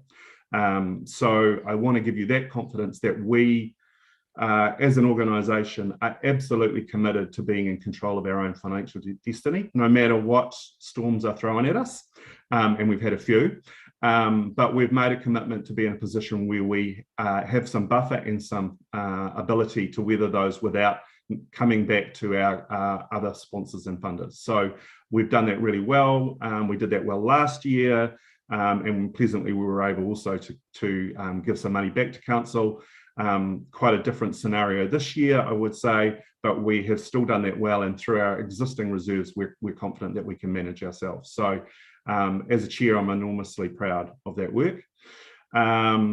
And I think those other points are covered, and I'll cover them a little bit in the next slide if you flick through. Thank you. So just a reminder that we actually did deliver some pretty phenomenal stuff as part of Ngā Toi Huatau last year. And across that, despite COVID and the restrictions and the stop and the go and the pressure on staff, we still managed to deliver to over 6,000 people in our community, which I think, given what was thrown at us, was still a pretty amazing achievement. So I just wanted to remind you that last year there was some really good stories despite what was going on, and we managed to do that on the smell of an oily rag. So really pleased about that. So that's all I really wanted to cover. I think the team now are going to pick up and just talk about this year in detail. And then, as I said, we'll leave it up to you for questions. So I'll just hand to you, GSD. Thanks, Brent. If we could just jump to the next slide, please. Here we are, speaking to 21. Next slide, please. So, kia ora koutou whare, lovely to be here. Thank you for having us. Just a little brief update to add a little more detail to the report that we put through. So the intention for the festival as planned was for the 21st to the 31st of October, with that launch on the 5th of August, as Brent's already mentioned. And up until the 18th of August, when the lockdown was announced, there was an average increase of 34.73% sold tickets on the previous highest ticket selling festival on record. So it was a really awesome vote of confidence for the program and for our marketing team and for the direction that the festival's heading in. Obviously, across then the lockdown, we initially pushed forward with all of our marketing comms with a lot of hope in our hearts, but alongside that, developed a really comprehensive COVID-19 response plan with two key decision points on the 14th of September and the 4th of October. And this became really obvious to us in a time of such deep uncertainty that the most respectful thing we could do for our community and for our artists and for our team was to make really clear decisions and to make them as strongly as we possibly could, as soon as we possibly could, because that kind of certainty was so hard to come by in these times. We're really proud of our really clear communications to stakeholders throughout this process, and we felt a really strong sense of support from our sponsors and funders and indeed from the council. All of our feedback from artists and audiences throughout this time was hugely positive, with a lot of really proactive outreach from both of those sectors. And we're really grateful to be able to offer full refunds to all of our cancelled ticketed shows, including all the booking and credit card fees, which was at extra cost to us as an organisation, to really make sure that that was a really safe interaction to have with our audiences. And of course, we really prioritised super actively the wellbeing and livelihoods of our artists, staff and crew throughout this time. Next slide, please. So luckily we were able to go ahead with some things, and Silverstone Woodbone was produced by the Chamber Music New Zealand, so they made their own choices around going ahead with this event, and we supported them through our program.